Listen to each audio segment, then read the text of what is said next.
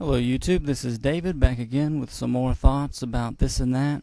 I am using the audio recorder again as I just stroll outside at night since family's in the house right now and I can't really sit down at our computer and focus on anything, so I just do it this way. I noticed in the earlier recordings of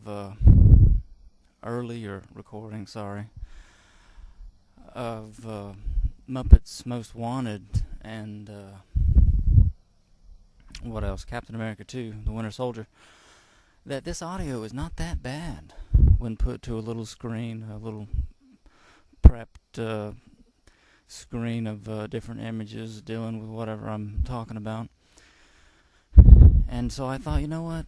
I'll just back my mouth off a little bit from this recorder so it doesn't have that breathing on it sound or whatever, try to anyway, and just do this because there are several things that I wanted to talk about in my little channel here in multimedia that they're really not reviews, it's just my thoughts on different things. And tonight I'd like to do one, maybe two, talking about a franchise of films that I enjoyed watching, very entertaining. The last film in the franchise made so far, Prometheus, and there I gave it away. I'm talking about the Alien franchise.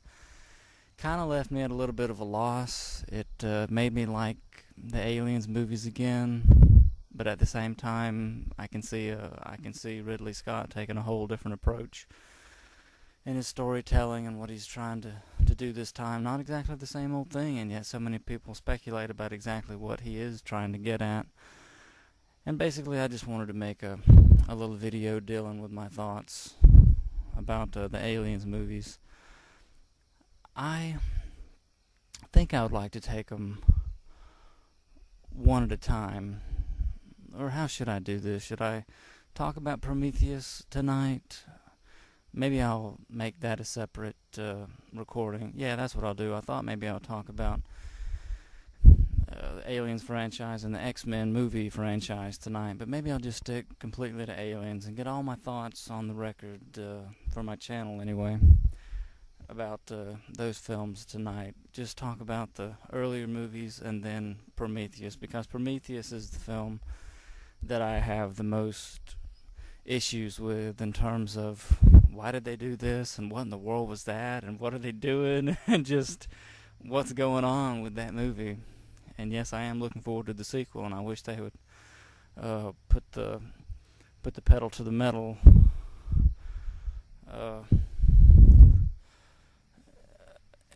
and just get on with that, since it has been 2-3 years since that came out.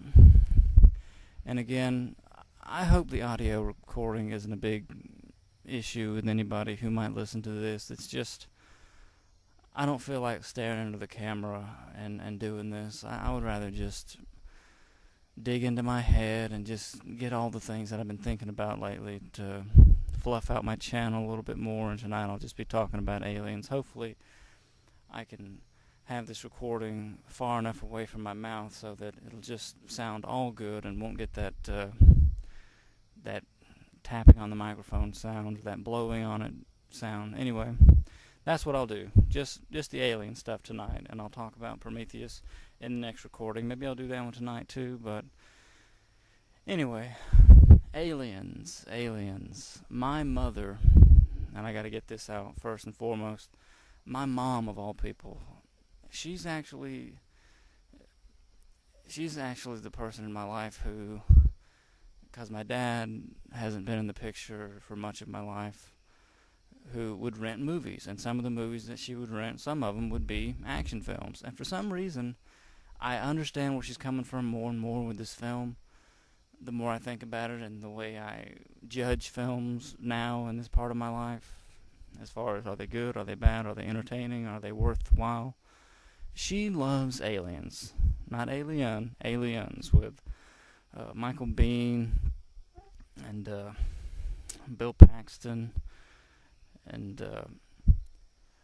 I can't recall the actor's name who plays Bishop, but again, it would be better if I were staring at computer screen looking at IMDb right now, but we're just going to go with this because it's no big deal. It's just my take on this and that, and not so much a review of any particular film. I want to basically review, well, not so much, again, review, just talk about and give my take on the first 4 films: Alien, Aliens, Alien 3, and Alien Resurrection. And I guess Alien vs. Predator, who knows, maybe talk about that too. Just get everything aliens related out in the open. Anyway, Aliens, I guess, has got to be my favorite, just like my mom's favorite. Again, this would be my favorite of the early Aliens movies, because as far as sci-fi sequels go, I always want to say Terminator 2 as being the best sequel to a sci-fi ever made, or so far, because I just thought that film was done that well and that good with the different things that they did. But especially going off the things that I've heard my mom say about Aliens, it's one of the reasons why it's my favorite Aliens film. It has to do with the characters. It has to do with how the story kept going from the first film, and just the way you could relate to the people in that movie. Vasquez and Hicks and just little Newt, and especially considering, again, how things had progressed from the first film and what apparently had happened when it's explained to you at the beginning of Aliens, how Ripley had been floating in space for decades, and how her daughter had actually grown up, lived her life, grown old, and died, and all the time that she had been floating out there in space, and how shell-shocking that was, and then to have to cope with it. And the thing is, all that is done, and again, that's good storytelling to me. That's good movie making, the way that they were able to have her go through all that in the very beginning of the film, and then start up with this brand new thing, this new adventure when she's going to be going back. And there's what was the character's name? Burke? Yeah, Burke. Trying to get her to go to the LV planet, where the terraforming had been taking place for a good while, and where aliens were now losing contact, and how the nightmare seems to begin all over for her. The way that she was dealt such a blow at the beginning of that film. Again, this isn't something I even wanted to talk about. It's just something that just kind of came to me. It's something I didn't appreciate. I just thought about it here just now in terms of storytelling. And I basically say that, how they were able to do so much in a short amount of time, because I'm thinking about comments I heard from some other YouTuber when he was talking about the new Amazing Spider-Man series. How in the Amazing Spider-Man that came out in, what I guess was 2012? Yeah, a couple years. Doesn't seem that long, but it has been. How he was saying that he read about how some other movie maker would have done it this way. How he would have had Peter Parker's parents die, would have had Gwen Stacy, her death in that Amazing Spider-Man series, that drama, becoming Spider-Man, all that stuff in like the first 10 minutes of the film. Like boom, boom, boom. Like somehow he would have done that. And if he could have done that, I mean, good for him. It's just, they did kind of have this long, drawn-out thing in that movie. But then again, I don't want to talk about the Amazing Spider-Man right now. That's for some other time. It's just the way that they did that to Sigourney Weaver's character. And I'm not going to really talk. I'm going to try and not talk about Sigourney Weaver so much, since I understand from things online and different sources that she's been kind of all over the place. And as far as things she said about the movie and what she's willing to go with and didn't want to go with in terms of having guns and shooting and being willing to have characters play out and then come back into the story after dying, technically, in Alien 3, and how she was willing to be cloned and come back again for money and stuff. Anyway, there, I guess I've said all that. Now that's out of my system. Let me just talk about Ripley.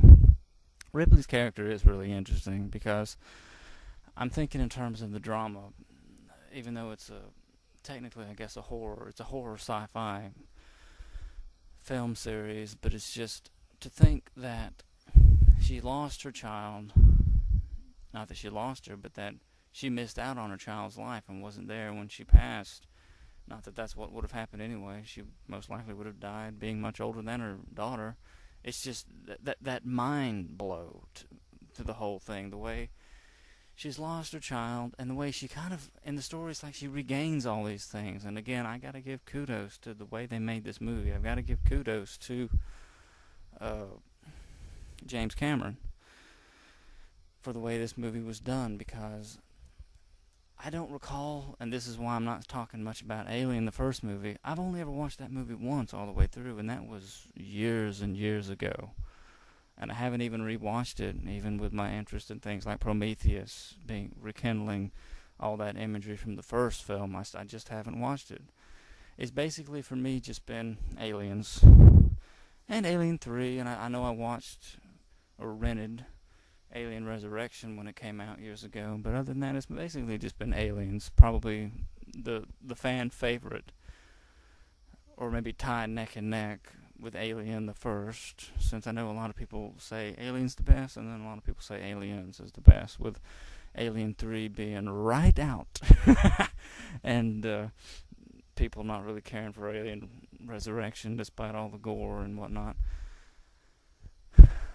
But yeah, these are the things that make me like that movie so much. The way, and again, this has only come to me as I've been thinking about it in recent times, the more that I've decided that I want to get into film myself, trying to learn how movies are made, trying to look at the imagery in other movies and see how the stories are put together. It seems like she regains emotionally, even though her child is gone, her biological child. It's like she has this new life, basically. It's like kind of a, it seems, maybe I can say it this way, it seems like by the end of Aliens, it's like she was comforted, like she lost someone, had to go to a funeral, she's in a grieving process, and somehow this has comforted her.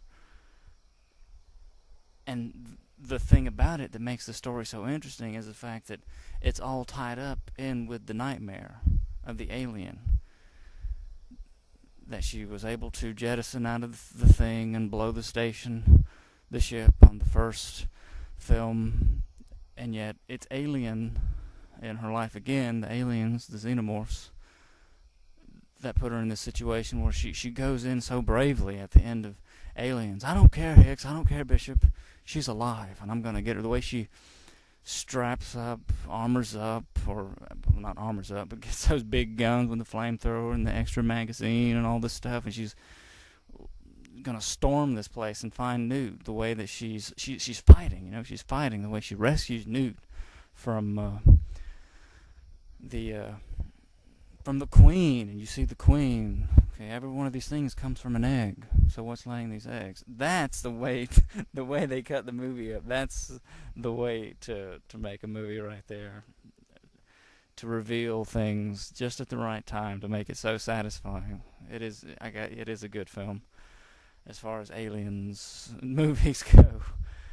And plus, not only that, but it's not a chick flick, it's not a romance movie, and yet you get the feeling firmly that, like, she and Higgs have a thing for each other. Like this, almost like this family unit, like Lost in Space, the horror version, by the end of the movie, the way she's got this man, she has this child that she's obviously going to be looking after. They're not going to be separating. Let's face it. At the end of the movie, it's like Newt's, basically, emotionally, you get this feeling like she's her daughter now, adopted daughter, and she's her mother. And even Bishop, the things like, you never mentioned anything about an android being on board. Why not? Oh, it never occurred to me. But even Bishop, the way he comes through, and then she's having second thoughts about the android, like, you know what, you're all right. When he came back, piloting the ship and rescued him, got him off the pad, and it's so satisfying. And I hate to repeat the same things that other people have said about it. It's just that I agree. You're really rooting for these people. And the way the movie ends, you think all the aliens are dead, and the queen is jettisoned out into space. Ah! You see her, you see the queen just screaming and squirming in space, and in the dead of space, trying to swim through space, I guess. Crazy looking thing. It was good. It was really good. And I don't want to move on to Aliens 3 yet. No, I've got more to talk about with this film. Again, trying to talk about Alien. I wish I could talk more about it, but again, this is just what I'm feeling about the films right now on this, the 3rd or 4th of May 2014. I haven't gone back and seen Alien. Maybe one day I'll watch it and do a review just about Alien, but I've got so much on my mind with wanting to talk about Prometheus and what in the world is with some of the things in that movie. But all I can really say about Alien is that I recall, because I was still kind of young, I was still a kid when my mom did rent that or something, even though it came out in the 70s, like rented it. And you see the space jockey, quote unquote, and you see the guy that Spaceballs had to get him and do a spoof on it. Oh no, not again.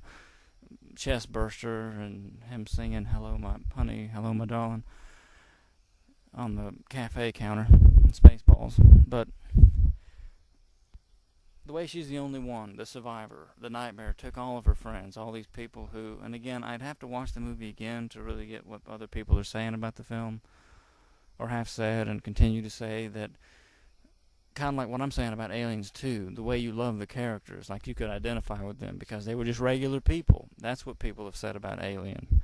That her maintenance crew people, that her co-workers, basically, that they're the kind of people like you know in your life. Some down-to-earth folks who are just end up being caught up in a very, very crazy situation. But, yeah, I can't say a whole lot about Alien. Can't even recall the name of the planet, LV, whatever. I just got the image of the space jockey stuck in my mind because of Prometheus. But yeah, Aliens is definitely my favorite in the series. I like most of the characters, how everyone was their own person. Gorman, the lieutenant, who loses his nerve, and then he kind of redeems himself in the end. There's Vasquez. Characters like her in that movie, etched in your mind forever. I can't recall the name of the actress's name to save my life right now, but yet I'll never forget her because of parts like she had right there. And also other things like in Terminator 2, another movie that I mentioned, and she's in it too. It's John Connor's adopted mother. And who else? I'm trying to think of Bill Paxton's character's name. I don't know why I can't think of it right now. All I can think of is Hicks. Hudson, for crying out loud. It's Hudson. Game over, man. Game over. Classic stuff like that. That's another reason to really like this movie. Absolutely bad. Get in there. Back it up, back it up, back it up. That sergeant who was over them and everything. It's just so many things to like about the characters because they were all cards, all of them. Every one of them, maybe a smart mouth, some of them very cocky, and then how their characters change, some of them, like Hudson, like, yeah, man, just count me out. Yeah, Bishop should go. That's a good idea. Things like that is why I like the film.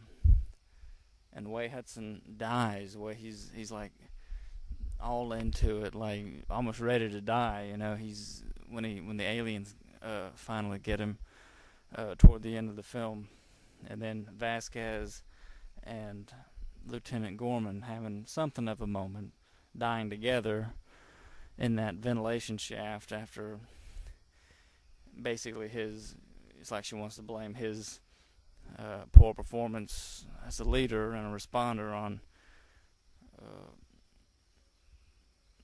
or the loss of her good buddy Drake, her boyfriend, I guess, on Gorman's failing to react the way he needed to, and then Ripley having to get in and take charge and take control and rescue who was left after the aliens trap him, and things like that. It seems like, I don't know, some people say that there's really nothing original anymore, and it's got to be true that there's nothing new under the sun, but it's just, things have been done before, the same things will be done again and again after. It's like things like that one situation where people walk into a trap, things go awry, somebody goes in to save them. It's just, sometimes the stuff is just done so well and so convincingly that you think you have seen something original because of the quality of it, and therein lies what I think people like about Aliens so much, and why I like that film so much among the Aliens films. And maybe I'll refer back to it, but for now I want to go ahead and get on with the Aliens 3, because I might say some shocking things, some controversial things about Aliens 3 as far as why I like it and why I don't like it. It's just, I've already said how Aliens 2 was so good because by the end of the film you really felt connected to these people. You were rooting for them. You had a little bit of love for them. You want them to make it. And the way that Aliens 3 opens up, literally from the first scenes of the movie, and you see what's going on, you're like, I think somebody said, maybe it was OCP Communications who said, you leave Aliens 3 like you would leave a funeral, like you just attended a funeral. That's how you feel after you watch. And, well, because literally, there's a funeral, basically, at the beginning of this movie, with Hicks and Newt having died. These people who you cared about having died in their hypersleep chambers, with only Ripley surviving again, and the nightmare beginning again. Bishop is there, but he's been cut in half by the Queen in Aliens. And just from the get-go of that film, it kind of tears apart things that were done in the earlier movies. And not just tear apart, but in a way, now that I think about it, if they wanted to be all artsy-fartsy and do that, they could have done that. And this is some of the things that I might even sound like I'm contradicting myself at one point, but believe me, I'm very consistent in my own mind. What I'm saying is that, let me go ahead and say this first before I go into what I was about to say. I liked Aliens 3 for different reasons, some of which I can't even go into here, but as far as the artistic thing, the self-sacrifice, the way everybody had to work together to stop this one nightmarish creature, they could have done that and it'd be a good movie. But it doesn't work because it's aliens. It does not work. You cared about those people, and then they killed them off. Killed them right off. All the suspense of hoping they make it out of the off the terraforming planet, they make it. Place goes kaboom, 40 megaton bomb and all that at the end of Aliens, and then they're just dead. They just die tragically in their spaceship. They're just dead. Hicks and Newt, all the things that I just talked about, Ripley having regained in her life, all these emotionally important things, these people in her life, they're just dead again. It's over. It's a nightmare again. Granted, this is a horror movie series, sci-fi horror, but the reason I like the film is the same reason I like the new RoboCop, or CyberCop as I want to call it, RoboCop 2014, because it was an entertaining movie for several things that I could bring out if I had enough time, but the reason why I end up despising the film is because it's aliens. Do you see what I mean? What I'm trying to say is if it were this artsy-fartsy movie, especially set in space, outer space, on some faraway planet, some dark story about such and such going on, if all those same things had happened, even from the very details of someone who was stranded in space, from some other nightmare scenario, some heralding event that they barely escaped from, and people died. People that you didn't know is the thing. And it's just this dark and, yes, kind of depressing story. It would have still been this really good movie. And I would say, yeah, I like that. I like that artsy-fartsy whatnot. But it's because it's alien, and it's because you cared about these people, that it's totally unacceptable. And really, I'm going to throw my name in the hat, whatever, however you say it, and say that Aliens 3 is what destroyed the franchise. Where it went so far off the rail that people were like, Aliens? Aliens? Oh yeah, I saw that last Aliens movie. What an awful mess. Where minds began to change, and the whole promising thing just went off track, way off track, to the point to where they can't really get it back on track. Now, Ridley Scott is really going in an all-new direction. And yes, it is in prequels. Yes, I'm saying Prometheus is a prequel. Same universe, and it happened before the events of the first movie. Prequel. It's a prequel.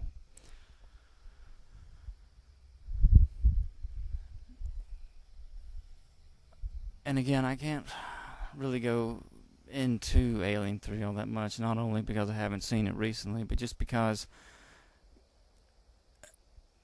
all in all, if it weren't an Aliens film, I would like it, and yet it's really kind of a pointless thing, it seems to me, to go into things that I can remember about it. I could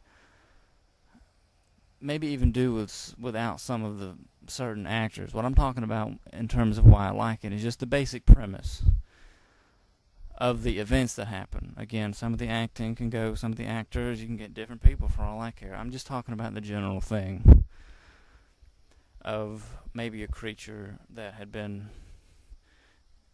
You know what? The more I think about it, it would have been...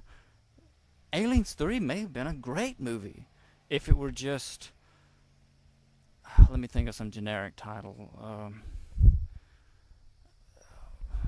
Lost in Space is taken. Nightmare in Space.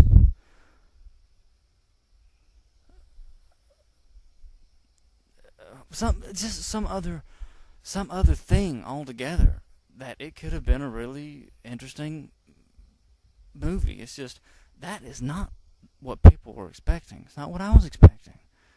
Even when I was a kid, having watched Aliens 100 times.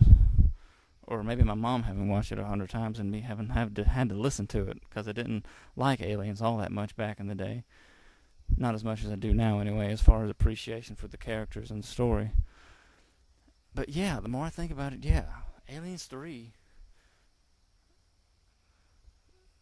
Yeah, it could have been a really good movie, now that I think about it. A very mysterious kind of thing. I mean, think about it. To start up a brand new movie, don't call it Aliens. It's all something. Just empty your mind and just think about some new thing. A planet, meteor-like looking thing crashes down. It's a spaceship. It's the year 2400, whatever. Okay, fine. The year 3000, whatever. Spaceships, blah blah blah. Fantasy, sci-fi, whatever. You're in another world. People have survived. Some of them. It's a tragic thing because it's almost like these people were a family. Maybe they were a family, maybe they weren't, but maybe they were just like Ripley, survivors from something. Their own story. You could make up their own story, but the point is, and this kind of thing has been done before, but I'm just saying, the Aliens movie itself, with that particular planet, with the wood or whatever it was, it's just,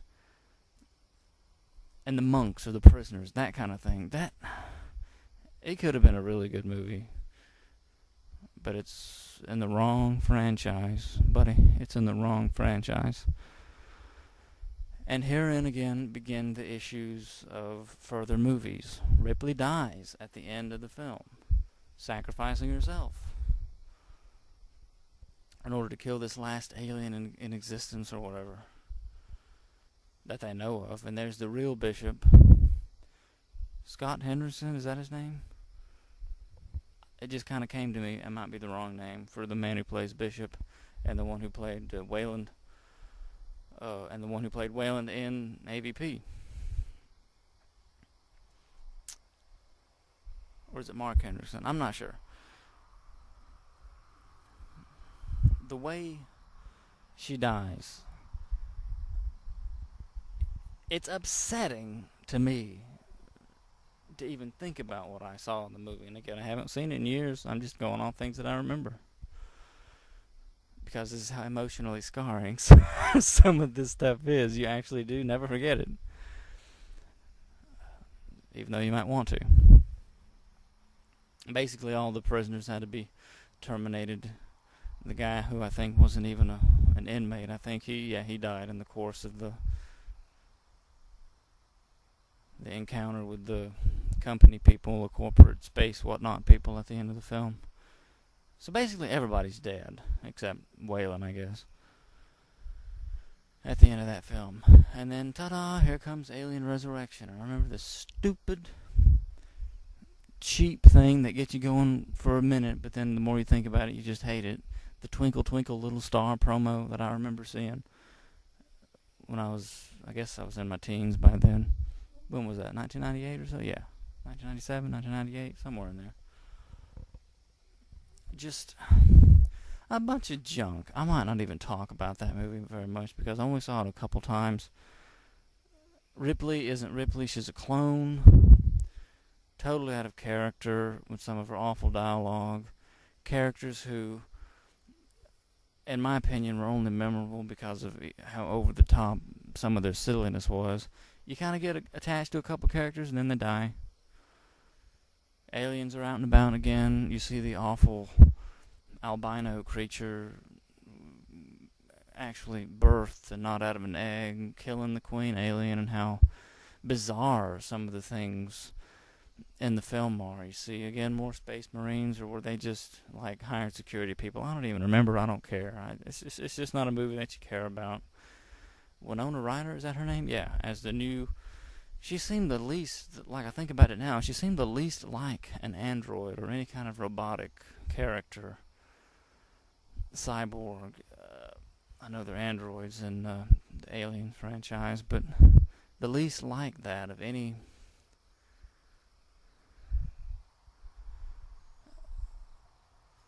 thing I've ever seen.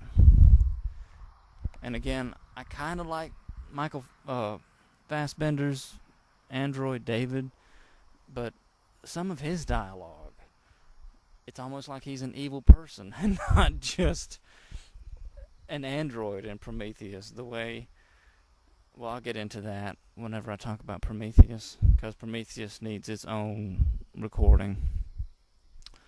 But yeah, stinking Alien 4, man. And it's just one thing after another that's not really explained. Like, I watched a YouTube clip like a year or so ago, maybe 2 years, the ending of Alien Resurrection or some junk like that, and the way they're basically both, there's a clone and an android. Who really gives a care about these two characters? I'm gonna say not me. And yet it's supposed to be so interesting the way they finally get to Earth. We're back to Earth all of a sudden. And the place basically looks like it's been nuked or something, like in a nuclear war. What was it, Statue of Liberty or the Eiffel Tower or something? Looks like it's on fire or something, or just like a barren wasteland. I've never been here myself, or I'm new to this place myself. Ripley, well, I'll say Sigourney Weaver, crazy Sigourney by that point, and you just look online if you want to know what I mean by that, but I won't even say Ripley because it's not Ripley. It's Rest in Peace Clone, Rip Clone. Yeah, I would only watch that movie again if it were on Netflix, instant streaming or something. just for the sheer curiosity of, like a wreck on a highway again, just to look at it again and just remind myself why I don't like it, that kind of a thing. So it was all downhill after Aliens.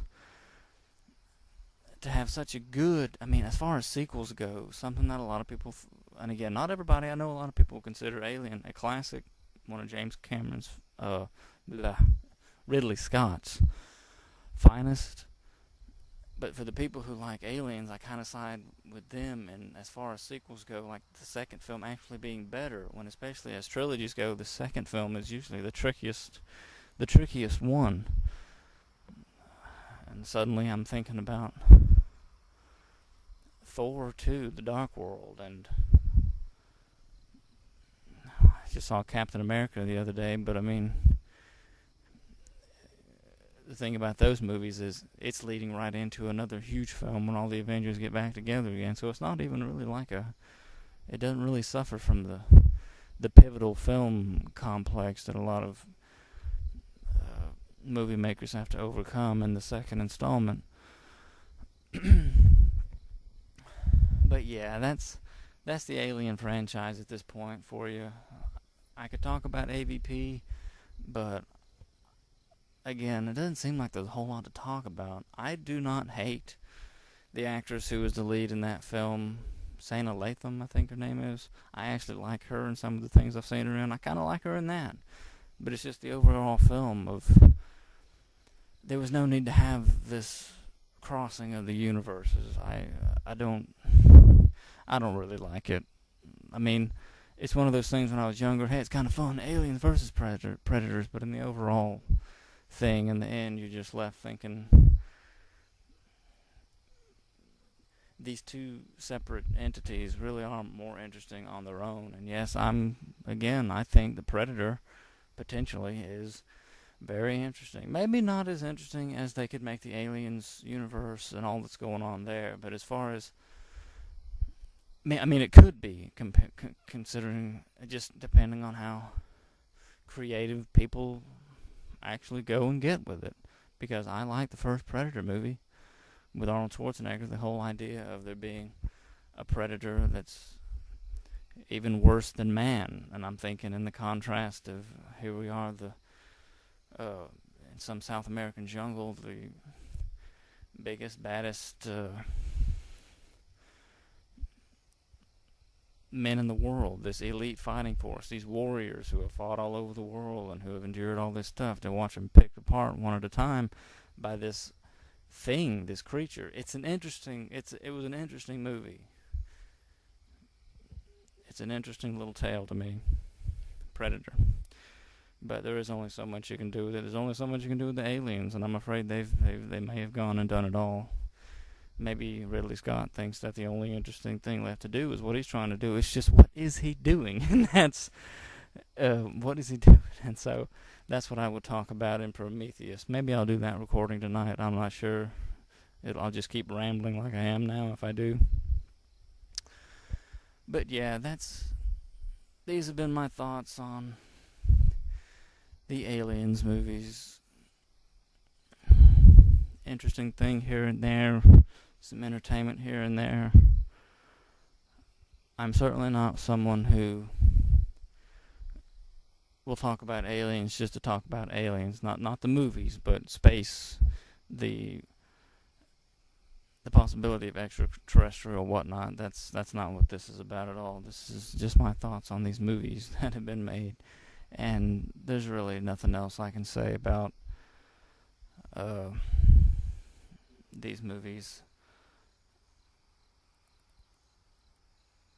Some things out of character, with Ripley's character really beginning in Aliens 3. But again, that movie is in the wrong franchise, and that's just, it goes without saying now. And Alien Resurrection, it's like Spaceballs 2, The Search for More Money. They were just trying to do a little something else, I guess. But anyway, that's a wrap. Anything else that I can think to say, I gotta give my voice a break here, and I'll try and add those thoughts in when I talk about Prometheus and try and put both videos up back to back. Thank you for watching, or listening.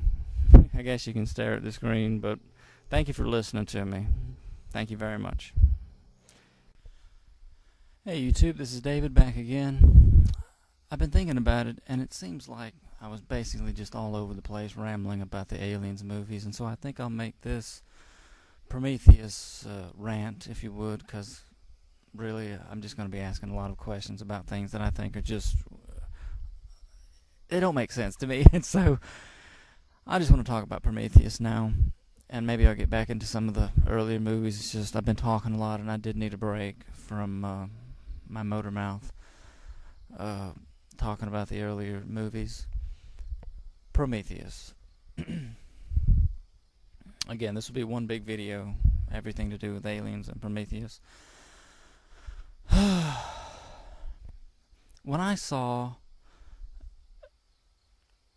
or how did I first hear about it? Was it something online or a trailer? I can't recall. When I first started researching it and I saw the first trailer for Prometheus, and I saw that the alien ship, what was the derelict ship, I honestly could not recall seeing that. Apparently, looking back now, there are scenes on, if you get Aliens on DVD, deleted scenes and whatnot, that actually show the derelict ship that's supposed to be in Alien, the first film. When I saw the trailer for Prometheus of that thing being blown up, and apparently going back to the original trailer that you can also look on YouTube and watch, that same music, that alarm music or whatever it is, that siren, how I can't do it with my mouth, music in that trailer, how creepy it was, how good the film looked. I got excited. I'm like, hey, I want to see this. I want to see this. I knew it would be an Aliens movie. Prometheus, though, but I was like,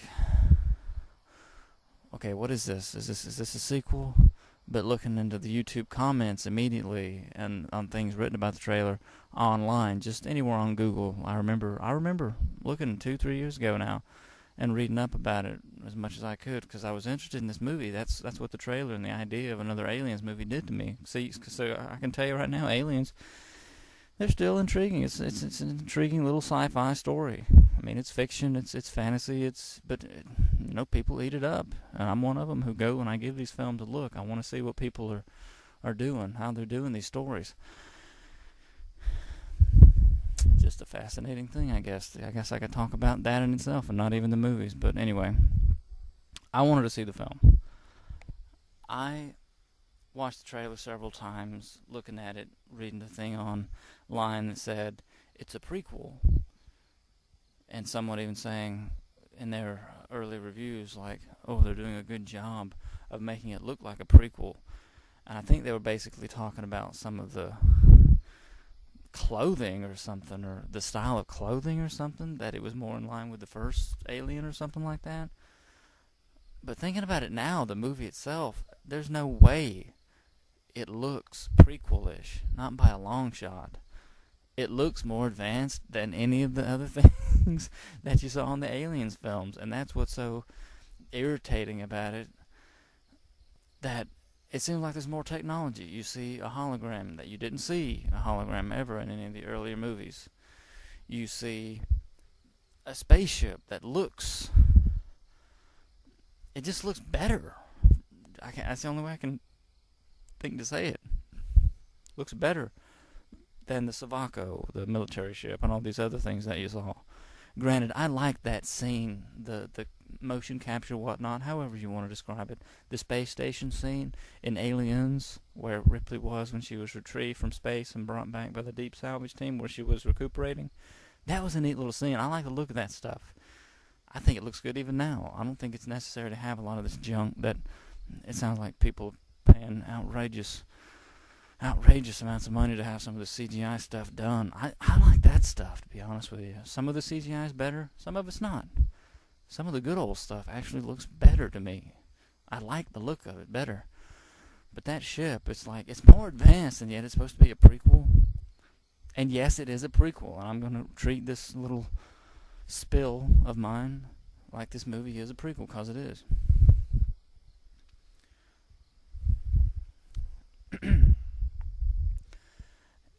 I guess I've just got to treat this whole thing like a rant. I mean, well, before I get it, just start jumping into the things that I either can't make sense of because they did not make sense. Let me just talk about more of the things that intrigued me and why I wanted to see the film, and maybe some of the things that I did like about it. Okay. A lot of people online, for some reason, especially hardcore haters of the film, which I don't hate the film, it's just there are parts of it that just don't make sense. And again, I'm going to get into why I'm surprised Ridley Scott would have his name attached to something that at more than one point the dots do not connect, from the way people behave to, well, let me just get to that point. But first, the way the movie opens, this giant space dude, giant bald albino character in swimming trunks, ripped like he's been on steroids or something. Anyways, this is the space jockey. That, to me, is a letdown in itself. That is one of the big things that people complain about, and I'm with them when they say, whatever, whatever. It's a big whatever, because it's just, I'm not someone who believes in aliens. I need to get that on the record right now. But as far as fantasy, fiction, stories, sci-fi go, that, to me, is, I can't even fully explain why. It's just a letdown. All the artist's conception of the elephant creature, the humanoid / elephant face thing, that you get that is a creature in and of itself, some mysterious thing that you knew nothing about prior to the Prometheus movie. Seeing that thing and the contraption that it looks like he's either sitting in a seat or maybe he's built into the seat. Another mystery in itself is like, what are you seeing in Alien when they come across it? And there's this big thing there in that chair. It seems to be a chair, and you don't know if this thing, to me, it looked like it could be a weapon, like a gun turret, or maybe a big alien space telescope or microscope. Who knows? But no, it's a cockpit. Okay, well, I mean, that's something. But the fact that creature is actually, it's just a mask. It's just a spacesuit, an alien spacesuit. Just, well, I've said it, that it's a disappointment to me. I was hoping to see, because that's one of the things in the trailers, you see them running, and they're in these spacesuits. Of course, you don't know it's a spacesuit yet. You think, okay, there's one of the elephant face alien creatures now. They look like humans except for their face, sort of. But no, it's basically like, a pilot, a fighter pilot in a jet. That kind of a helmet with the gas mask coming right out like the bogies in Top Gun or some junk like that. It's just, it disappointed me. But moving on. I understood that what was happening in the beginning of Prometheus with, granted, the black goo is still a mystery. That's another thing I want to talk about. But that he drank all of this little teacup full of moving, it looked like it was moving to me, that black goo, after the huge flying saucer looking vehicle kind of left him there and went away, as he did what he did. And granted, I knew nothing about the elder engineers. There's supposedly all these deleted scenes that I haven't even watched yet online. I never got that Blu-ray. Of course, I got the DVD, but they don't have it on that. It's only on the Blu-ray, excuse me. So I guess maybe I'll have to go find it on YouTube if maybe somebody put it up there. But yeah, he drinks the junk. After taking off his little robe, he immediately starts to just degrade, just fall apart from drinking all of it at once. Because later on you see David, the android, give this little droplet to, what's his name? I'm not looking at IMDb right now. This is just my off the top of my head rant that I've been looking forward to do. But whatever the character's name that was Shaw's boyfriend, scientist, explorer. Let me think what his name is, because I want to get it right.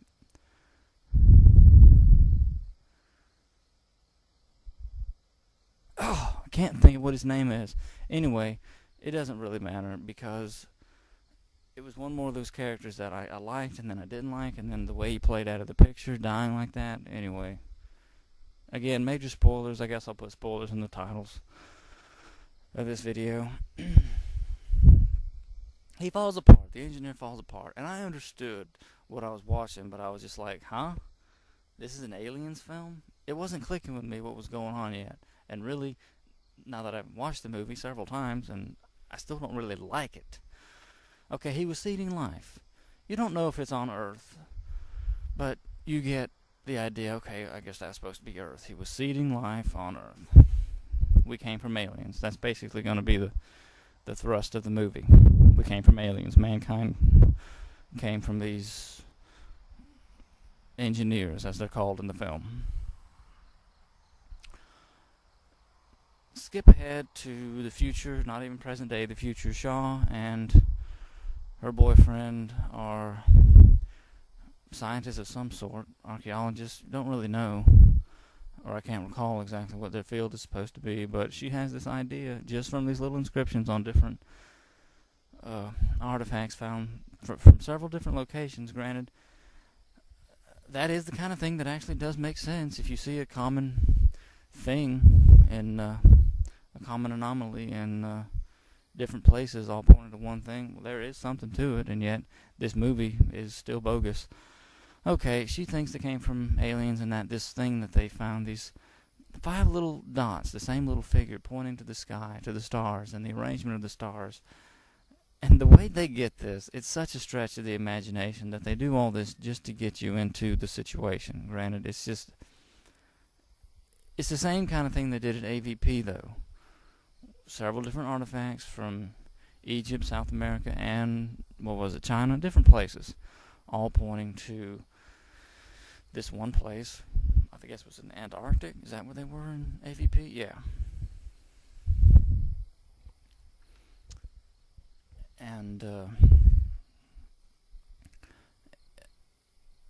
just to get you there, it's this haphazard, not very well done thing of, oh, well, I think this must be it, because somehow, from just looking at this two-dimensional arrangement of dots on some primitive drawing, they get an actual star system to correlate with the position of the stars, and okay, so that must be it. This far off place in space they've identified as being the only possible arrangement these stars could be talking about. Okay, you just have to go with it. And so then they're on their own mission. They wake up after 2-year hypersleep in this really fancy ship that you find out from can't recall the character's name either, but she's played by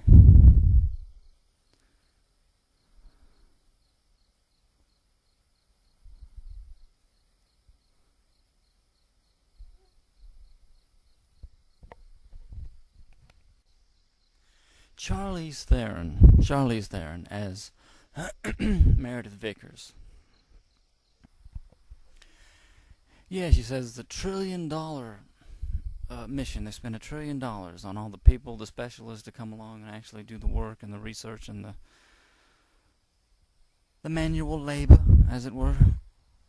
Security, not that they are allowed to have weapons when they go out, because that's, again, another one of the things in the human behavior part of it that didn't make sense. But maybe I should just keep going in a chronological order to make sure I bring out one thing at a time, that just the things that I want to actually ask people to comment about in the comment section, because I literally need help with this film. If anybody knows what's going on, if anybody has any inkling of where they're taking this story and the sequel in particular I'm asking about, please help me out. They're giving a briefing after they've awakened from their hypersleep chambers of 2 years of sleep. They're puking, they're eating breakfast, they're getting themselves together for this briefing, and nobody really knows what it's about except for Vickers. That's the character's name that just came to me. And she's the only one who really knows what's going on. There are these 2 guys under Captain, I forget the character's name, but Captain Idris Elba, it's his character. The actor who plays him, that is. His couple of co-pilots, his crew. This one guy and the Asian guy who they're just kind of there as the guys who talk about, hey, wonder what we're doing here, wonder what this mission's about. I bet it's this, and I bet it's that, and they're placing bets with each other, and they're just kind of to the side. You don't really learn a lot about them. They assemble. There's Shaw, Elizabeth Shaw, and I'm going to go ahead and say right now that I actually do like Shaw's character as far as, well, I'll go ahead and just say that reason for the very end of this, and then I'll say it then why, in spite of much of the movie, I actually do like her character, even though she's part of the problem along the way, as far as things that don't make sense to me. They're given the briefing, she and her boyfriend. Man, that guy reminds me so much of...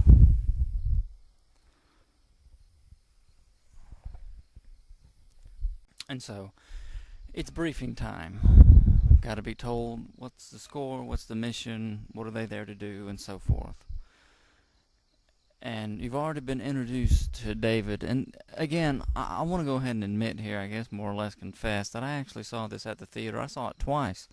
And really, some of the things that I admit were drawing me back to the theater the second time. I think even my family was with me the second time. We saw this movie twice. Was some of the neat scenes, the way the character David, even though I've watched the film so many times now that I don't understand what I saw in it the first time, but just the way the android was, the way it starts off, it has all the looks of a really good film, and I know that's something a lot of people say, the way it looks really good. You can actually see the budget, and at least you can say that for the film. But I guess it's the writing, the script, that the things that people do that just leave you at a loss, because, well, for instance, during the briefing, they explain the whole thing I just mentioned about how these two, again, I just looked up before, I'm trying to recall it now, Holloway, her boyfriend's name is Holloway, Shaw, Elizabeth Shaw's boyfriend, Holloway, played by, I think, Logan Marshall Green was the name, yeah, and it's kind of a funny thing. You think you're watching a comedy because they're saying one thing and then the other one's saying another. Like, for instance, they explain their little theory about, we call them the engineers. We think they created us. And some guy says, you actually believe that? And she says yes, and at the same time, Holloway says no. And so they're kind of looking at each other like, come on, we gotta get through the briefing. And so it's things like that. The guy who's, I think he was I don't know if he was a geologist or a biologist or something, says, listen, if you're willing to discount how many centuries, he said, by that point of Darwinism, that's, at least that's, again, poor writing in itself. But it's just, he asks the legitimate question. What is your proof? And this is the thing that you just have to go with it. And that's what I don't really like about the film. You just have to go with it. The way they're doing this film, you just have to go with it. She says, it's what I choose to believe. Totally unacceptable by their standards. I mean, there's nothing really scientific about it. I choose to believe, like I could choose to believe anything I want, but is there any evidence pointing to why I should believe it? Is it the truth? And that's the part of the film that it's just, I understand it's a different kind of movie from the other Aliens movies. It's just, it's frustrating because you do have certain expectations of a film like this when you go to see it, and it just annoys after it gets to a certain point, and that's why I'm so glad I recently looked it up. It looks like there will finally be a sequel to Prometheus. Prometheus 2. It looks like it'll come out in March, I think, of 2016. So I guess, at least that's something. At least that's kind of definite. Just gotta wait a little while longer and see how the rest of this story that's being told is gonna play out. But as for the rest of this movie, and yes, I gotta do some ranting now, and I'm just gonna have a ball with this. And really, you know what? Just for the sake of my own enjoyment, I guess I'll just really tear into it and compare it to to Aliens and say why I like that so much and why I basically just despise this other film. Okay, here goes. Holloway, and I'm going to get this on the table right now. I don't hate Holloway's character the way a lot of people seem to. Yes, something about his face. He reminds me of that actor. Unfortunately, I can't recall the name of the actor. Two totally different guys, but he played Bane in Dark Knight Rises. Can't believe I can't remember his name. My mind's just a blank. But anyway, you get it. I don't hate Holloway. I don't despise all the dialogue that he had. It was just his character. And as far as the way he portrayed his character and his dialogue, I'm not going to hate on him the way a lot of people seem to want to hate on him, because overall in the whole movie, it's not as though anybody else was doing any better in that film as far as with what the stinky lines of dialogue that they were given and the idiotic things that they do. They just don't make any sense. Okay. So trying to get everything out, let me just keep going in order. They get to the planet. Everybody's on board with well, not so much on board with what she's saying. It's just they got to go with her. They're the boss. Vickers has this little talk with Shaw and Holloway, saying, "Listen, I'm in charge. My company, Wayland. They make like he's dead. The hologram that you saw during the briefing, of course, it's himself, old, aged man, looking like Emperor Palpatine. So many horrible wrinkles and just horrible makeup effects, if you ask me. Played by Guy Pearce. Wayland's played by Guy Pearce. And yes, I'm going to join the chorus of people who complain about how I saw that promo just like I saw the promo for the movie with David, the android. You don't see it in the movie, but it's like you can order your own android, and had that whole little promo. And another one of the little tidbits had to do with Wayland, a young-looking Guy Pearce giving a speech. You think it's like an audience of people, but maybe it's kind of like Nick Fury and the council, that they're all just projections being beamed in, but you can still hear their applause and stuff. But whatever, he's giving a speech to a whole audience of people, whether they're physically there or they're being beamed in, whatever. That's not in the movie, and it really frustrates me that they have him play the old Wayland that you do see in the movie. Spoiler, if you haven't seen the movie, I don't care. This is a rant at this point. I'll put spoilers in the title. That you could get an old man to play an old man. It's not necessary to have Guy Pearce as an old man. Anyway, that it is what it is. Let me keep going. So they basically don't like each other. That's the least I can say for the little talk that takes place between Shaw, Holloway, and Vickers.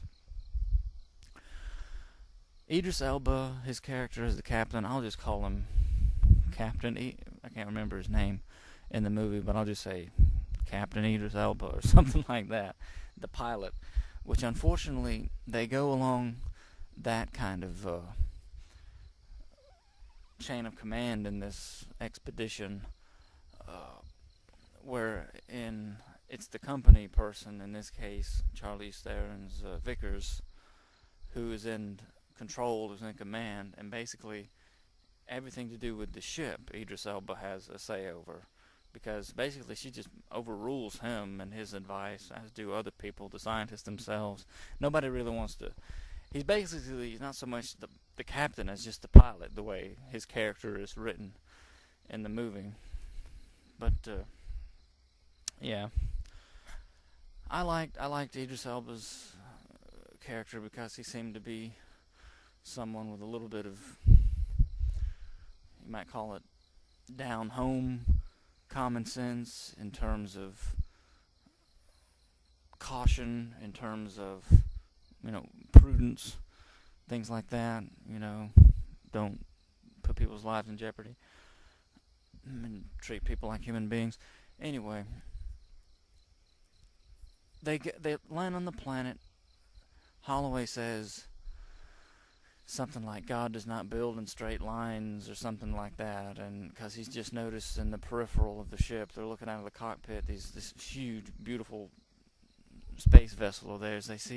He sees these three things along the ground, and you can see from that vantage point as they're landing there, you can see that there are other ships besides this one, and they don't know that it's spaceships that they're looking at. They just see these structures, and they think somebody or some creature, this is a home, this is a nest, this is something that's not just mountains and hills. It's a built structure. And so they land. Idris Elba wants them to wait till morning because it's already kind of late. He says, oh, no, it's Christmas and I want to open up my presents. I mean, I kind of like the guy for the same reason that a lot of people want to hate on his character. It's just, well, whatever. Let me just get into it. They go in, and all in this first little expedition into what you'll find out is the ship that's basically the same thing as the derelict spaceship from Alien. And really, you see a snippet of an Aliens 2 and the scenes that are deleted for some reason. And they go in, all in their first expedition. And I say expedition, I need to talk about that just for a moment, because the whole and this gives it away if you're expecting a horror movie when you go and see Prometheus, or if you haven't seen it yet and maybe you're thinking about watching it, that it's not a horror film in the same way that the earlier Aliens movies were sci-fi horror movies. For everything from the score to the wide open shots, landscape shots, all the waterfalls at the beginning of this thing, the shots in Scotland where they find some of the last little artifacts showing the little alien creature pointing to the little pattern of stars on the wall. It all reeks of an exploration movie, like What's Beyond, and just that they're explorers. That claustrophobic,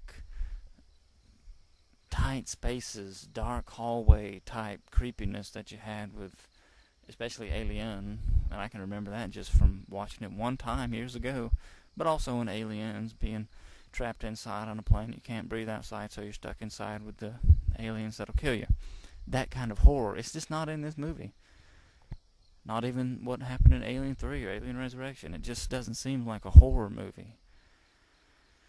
It reeks of exploration, and that in itself isn't bad. It's just, consider this a cautionary warning. If you think this is a horror movie, it's far from it. Prometheus, just thinking about the name, if you think about it long enough, that just the name Prometheus, look up Prometheus and on Google, you'll get the idea even before you go to Redbox or Netflix or however you might watch Prometheus if you haven't seen it already, how that this is a movie that's going to try and get you to ask questions about life. How did life come to be, and all this stuff, and not really so much of a horror film starring aliens as the monsters, outer space creatures.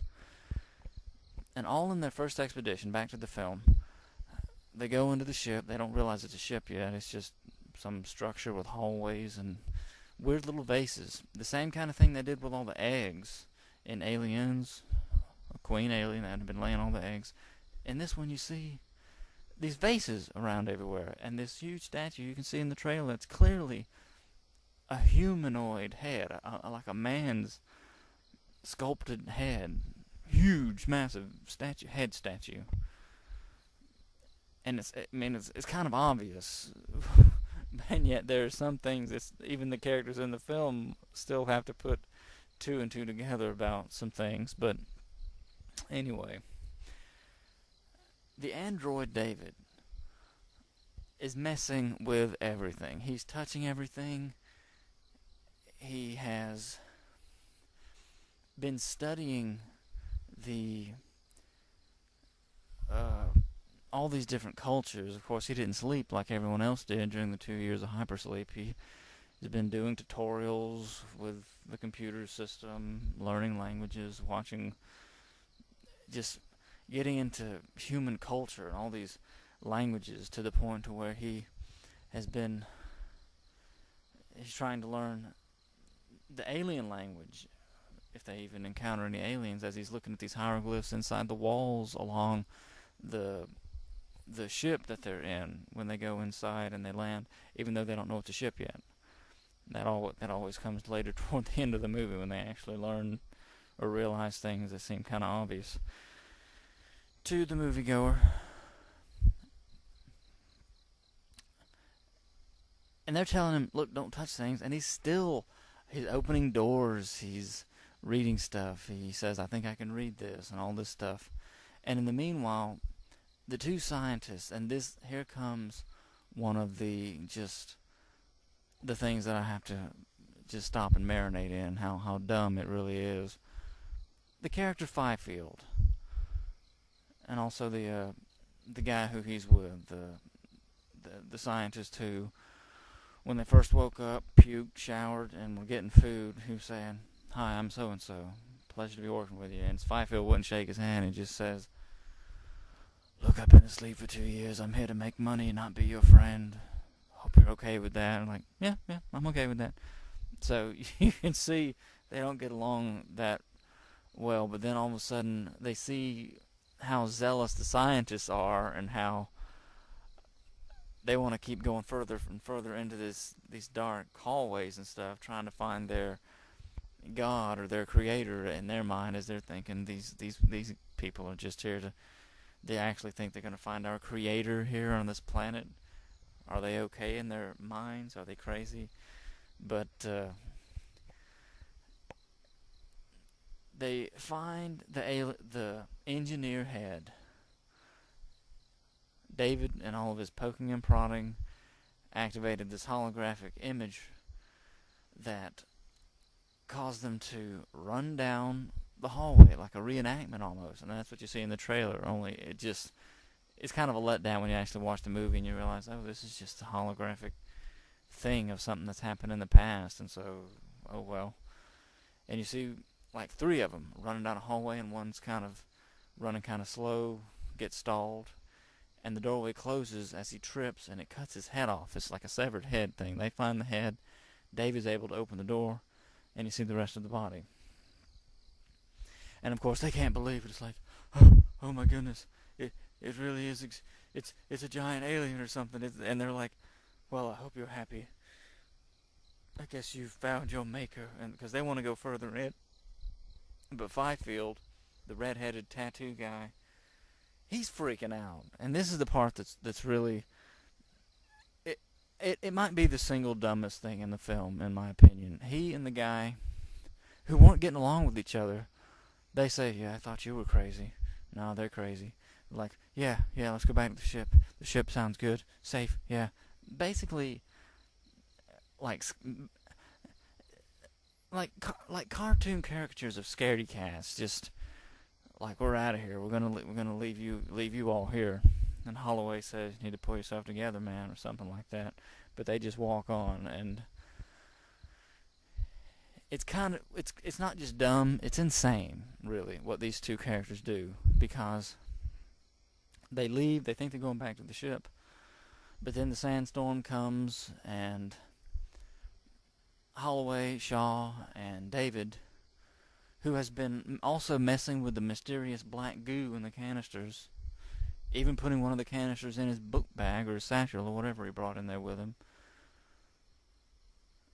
It just, I can't stand it. I can't stand that people could produce something so good and then something so, what, as this.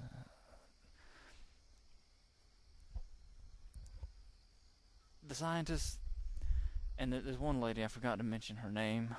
I don't recall her name, but a character. She's part of she's one of the employees of the company, but also like a hired scientist type person. The woman with the Scottish, maybe it's Irish, I'm not sure. yeah, I think it's Irish accent. They get out. Sandstorm's coming. Idris Elba's warning them, look, you got to get back to the ship.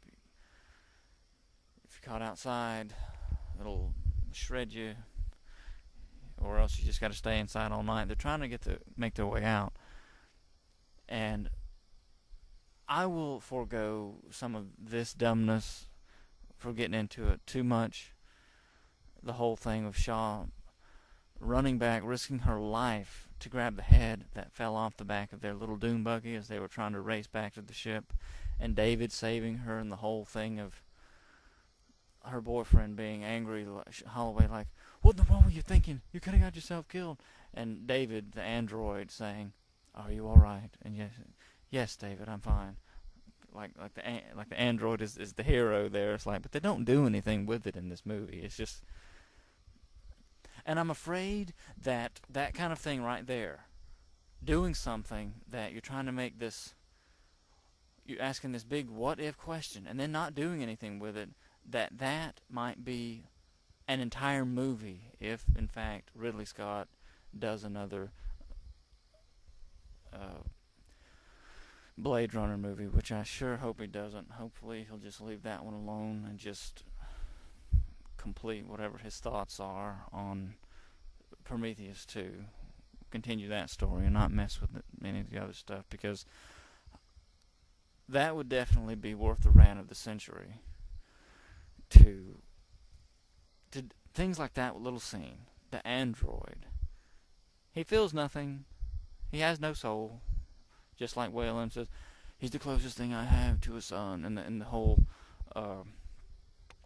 holographic imagery display you saw during the briefing part of the movie at the beginning. I'd like to introduce you to David. He's the closest thing I have to a son, and yet he'll never be like you. He doesn't have a soul, and the way David has like a little disappointed thing on his face, a little disappointed expression, like how could he be disappointed? They don't really go anywhere with it. They don't try to fully explain anything, and I'm afraid that whole thing, like that one scene, now that I think about it, of him basically saving her life, doing what he's programmed to do, the way the flesh man, Holloway, is like, what were you thinking? What were you thinking? And the android just being there like, are you alright? Yes, I'm fine. That might be all of that might be like maybe a 2-hour movie one day if Ridley Scott does Blade Runner. Anyway, let me keep going. They try to experiment on the head instead of studying it, like put it on ice. Who knows what we might learn from this artifact, this not just artifact, this biological specimen, because they take the thing off, and this is when you realize it's a space helmet, a flight suit helmet with a giant head, the engineer's head, humanoid looking head, like people, only bald and blue and huge.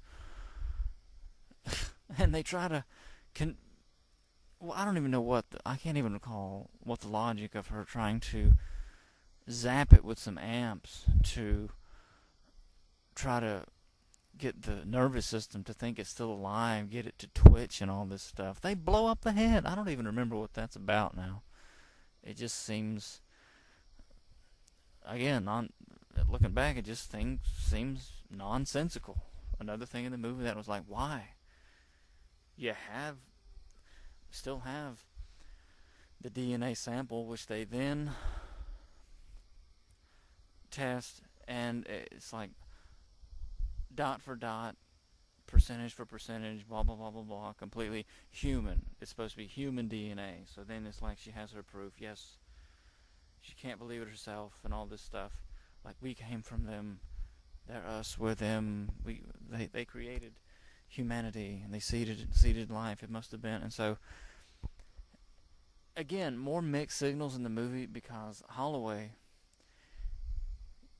he's kind of like,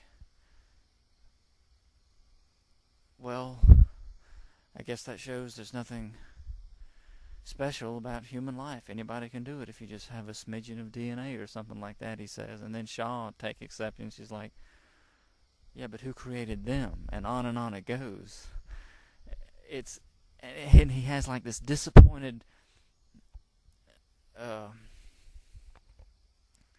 this disappointed disposition about himself, because he's like he wanted to actually talk to them and ask the engineers, why did you abandon us and all this stuff. And I know a lot of people rant about this stuff, but it's the one thing that I actually like about these two characters that survives the nonsense of the film, and that is they are asking questions. They are searching.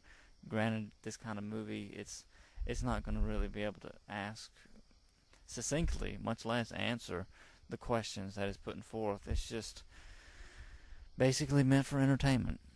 And it's really annoying because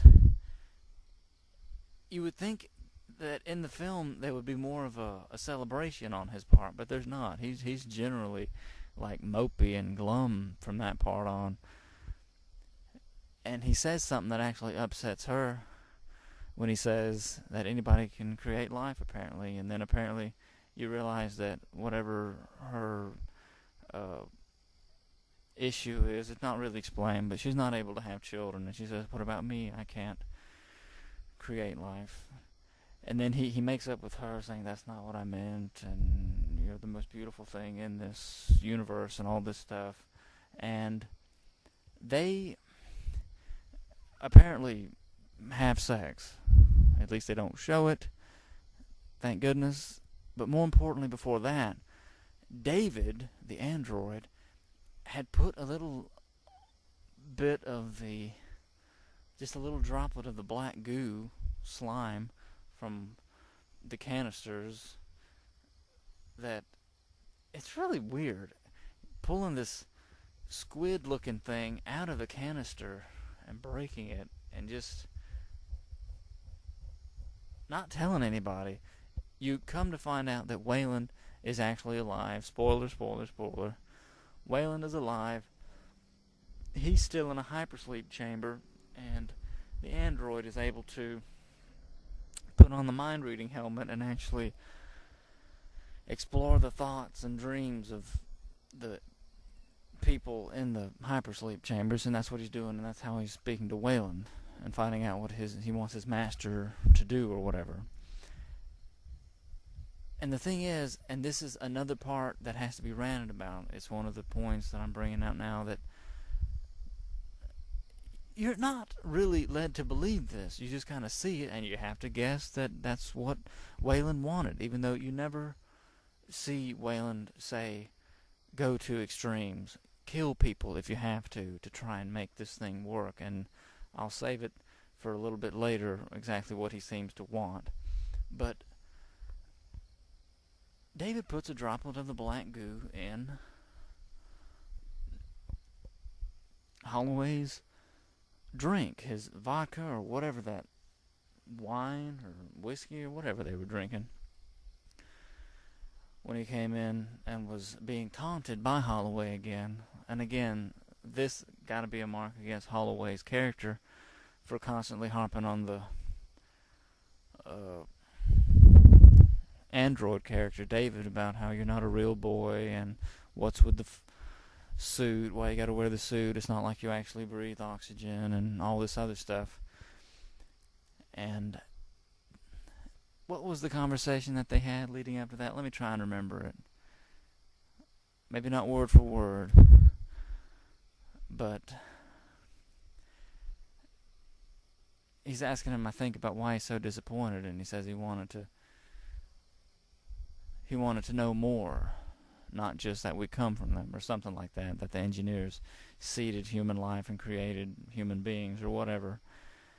And David asked the question, well, why do you think your people made me? And then in kind of this snooty way, Holloway does say, because we could. And David says, can you imagine how disappointed you would be if your engineers said that to you?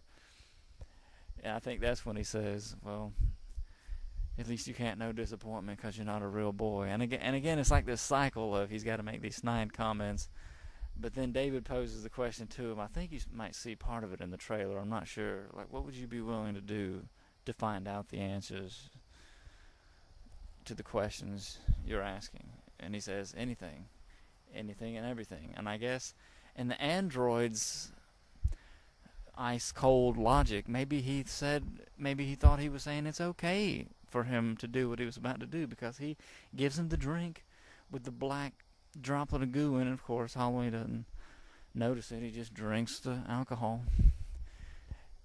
And the next morning, after he wakes up from his time with Shaw, Elizabeth, something's obviously going down with him. Feels bad, looks like he's sweating or something. Goes over to the mirror, looks at himself, and has this little worm-like creature sticking out of his eye all of a sudden. It might be one of the single most creepy moments of the almost no creepy moments that are in the movie. Because it really, again, it's not really, it doesn't seem much like a horror film.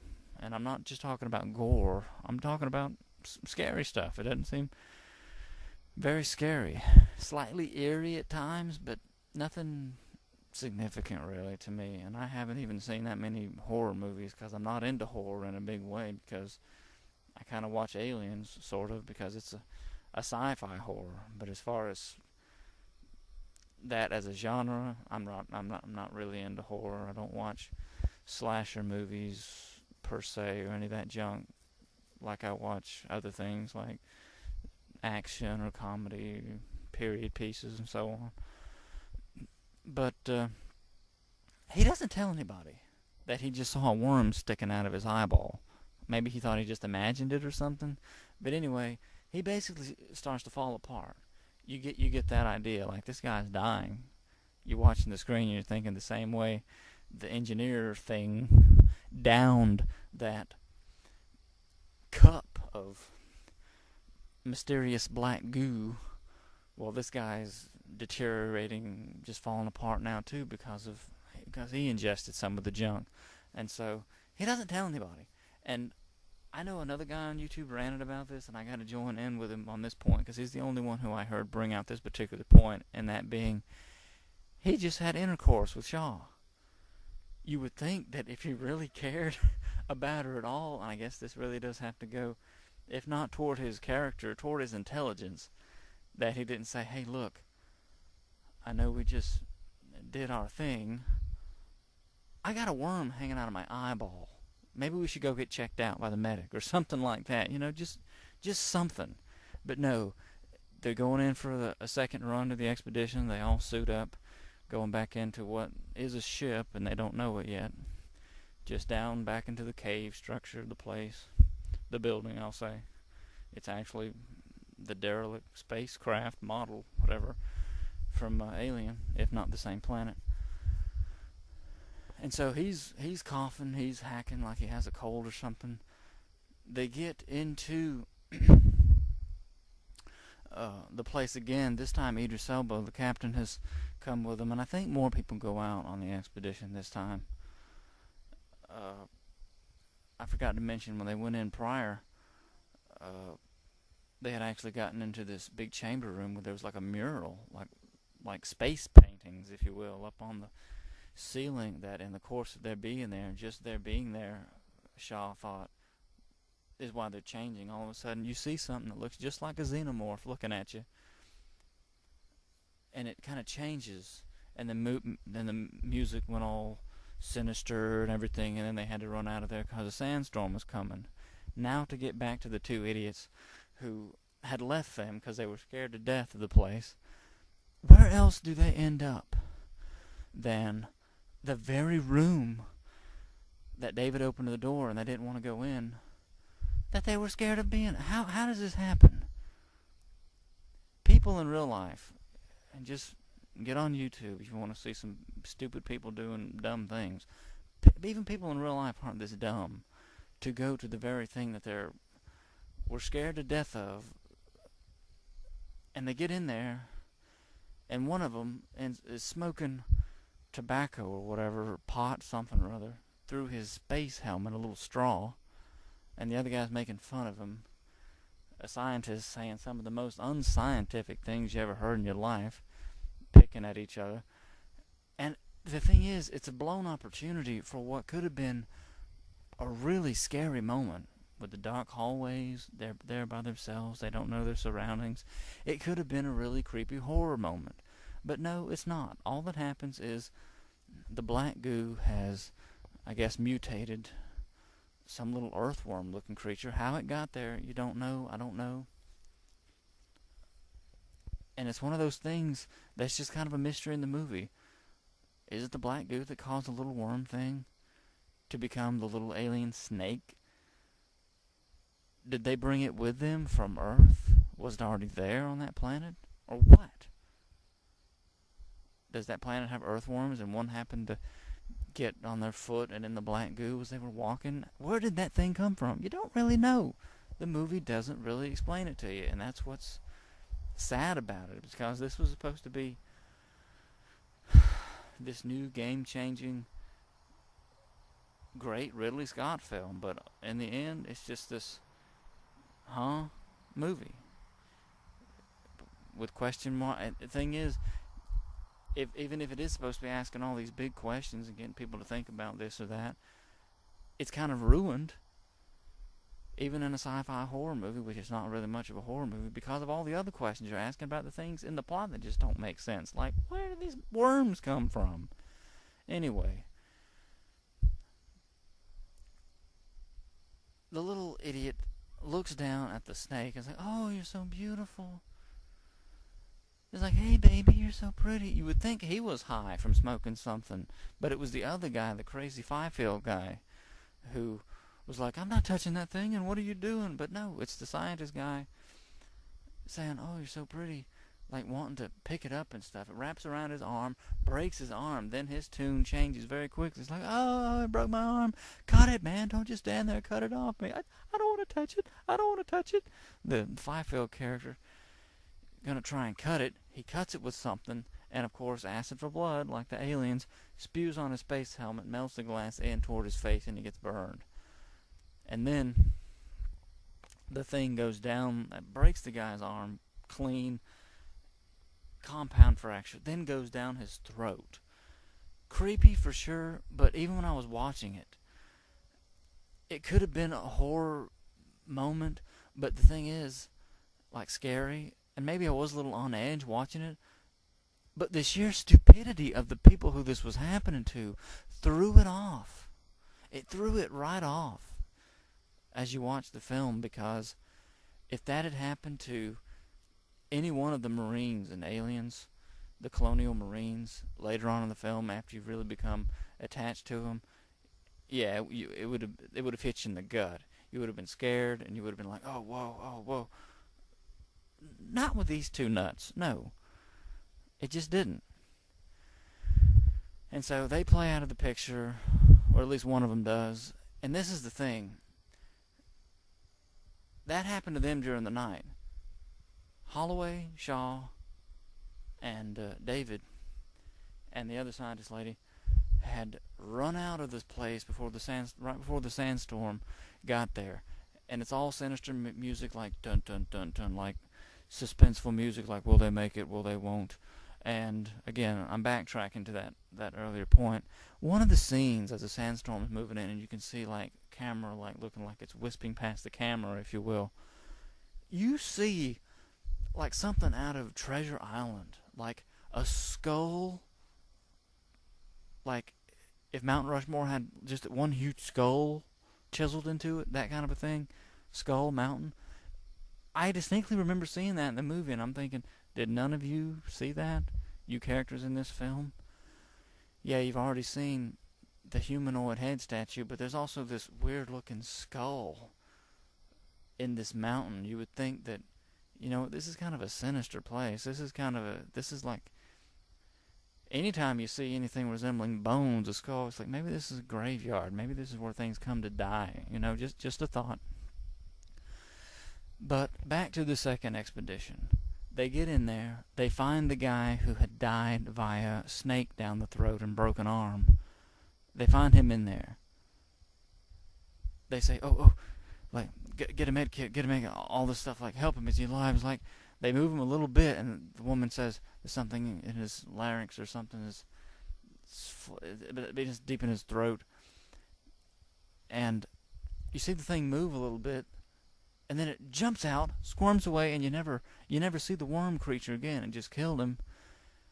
And I was thinking, like, maybe it's like a face hugger or something. Maybe something's going to come of this. No, no, no. You don't see the snake thing again, and the guy is just dead. And that's the end of that. In the back of your mind, you're watching the film thinking, for the first time, you're thinking, okay, well, something's still going to come of this somehow. Somehow. But it didn't. That is all. That scientist guy's died, and that snake creature just wiggled away and is no longer a part of the movie in any way. It's really bizarre, and it doesn't make sense to me. Holloway's falling apart. He's like, I'm not feeling so good. He had been saying, I'm okay, I can suck it up. It's just maybe a little cold or whatever. No, you can see his skin on his face and his hands like starting to break open, like he's literally like falling apart. It's like, it's not good, baby. It's not good.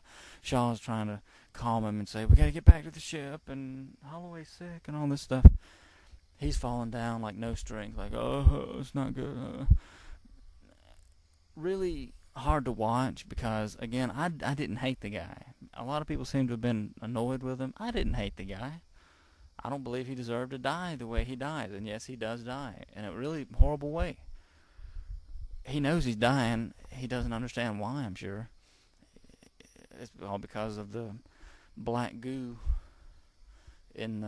put in his drink by David, and it's killing him because it's basically just a biological weapon, and that's all you really led to think in the film, that the mysterious black goo is. It's just death, like black death.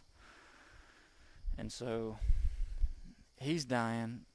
Vickers comes out, and again, this is one of those things that, again, because of the way it's done, it's like it's totally lost on this film. How many movies have you seen this happen? Maybe Alien, for example. And if you think hard, you can probably think of a dozen movies like this where this happens.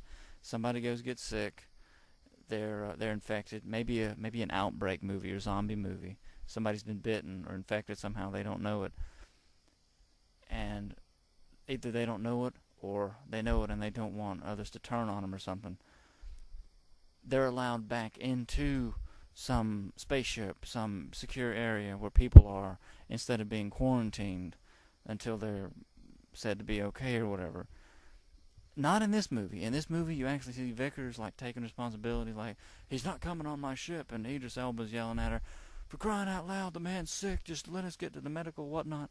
And she's like, no, treat him out here, or however she said. I can't remember all the dialogue, but it's like, he's not coming on my ship. And really, that's the kind of thing that would have to happen if you're responsible in this alien environment when you don't know what's going on. And again, about alien environment, let me go ahead and talk about that scene. When Holloway takes his helmet off, again, people are all like, what if there's space cooties in the air? That guy's an idiot for taking his helmet off, saying, don't be a skeptic, when it's like there was breathable air inside, like from terraforming or whatever, inside this facility, this space facility, this building, whatever they're in. It's actually the ship, and they don't realize that it's a ship yet. Idris Elba says it's a ship. Well, this thing is a ship. But they don't know it's a ship yet. He takes his helmet off, and then so does everybody else. How people were like, man, you're in an alien environment. Well, back to that point where he actually dies. It's an alien environment. And he has been infected by something in this alien environment.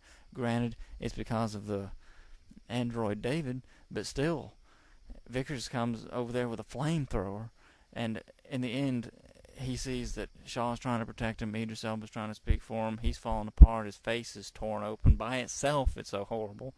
He's like, I love you, baby, and he's like, do it, burn me. He separates himself, and they hold Shaw down, and he just kind of walks toward Vickers and makes her burn him, like set him on fire.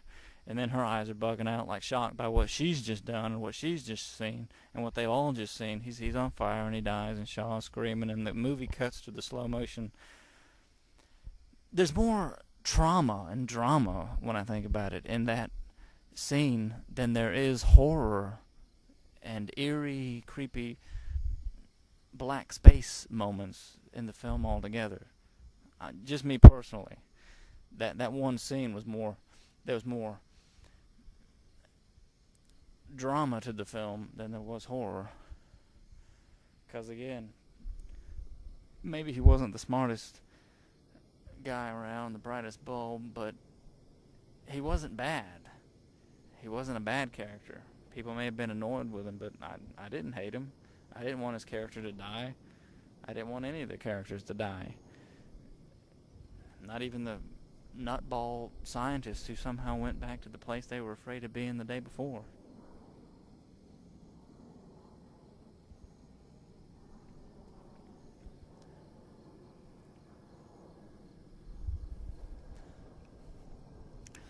But let me keep going. Shaw wakes up after like a day or so. She was in like a comatose, like sleep from the shock and everything else, I guess. Plus, David is there, and by this point you're thinking, well, maybe this is the scariest part of the moment, the android. The scariest part of the movie, the android, because to know what he's done, and then to wake up, for her to wake up there and he's the only one around, it's like, whoa, not good. He announces to her that she's pregnant. She's like, that's impossible, I can't be pregnant. And then he says, oh, it looks like you're several months. It's like, that's impossible, I can't be. They were in hypersleep, for crying out loud, and she's not pregnant, and she can't have children, and all this stuff. And he's like, oh, well, it's not a typical fetus. And he says, I have to ask, did you and Mr. Holloway have intercourse recently? I think she might have said, like, that was hours ago or something. It was not a typical fetus, and you realize what's happened. And she says, get it out, I have to get it out. She realizes something's up, something bad. David knocks her out. Oh, I'm afraid I can't allow that. And you're thinking, man, this is sick. You want this android gone by this point. You're fed up with him.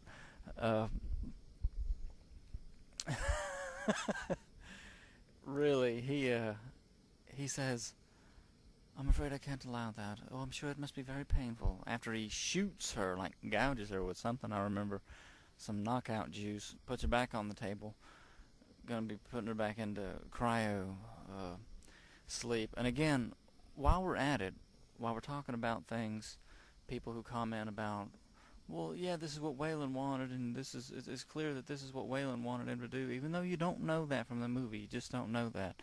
If that's true, that he wanted him to do that to Holloway, or was willing that be done to Holloway, then he was also willing that Shaw should end up like one of the people in Alien Resurrection, just a little host for alien specimen and studying this creature that supposedly is from the things that created us and blah, blah, blah. It's just a disregard for human life, basically. So he's basically evil. She wakes up to the scientist lady and one of the security guys. I think somebody online said, never mind the android. He wouldn't listen about I've got to see it. I've got to have this removed from me. It's not human. It's not human. It's not a human baby. But I understand where Shaw would be coming from with not trusting anybody after that. As she wakes up, she pretends to be asleep.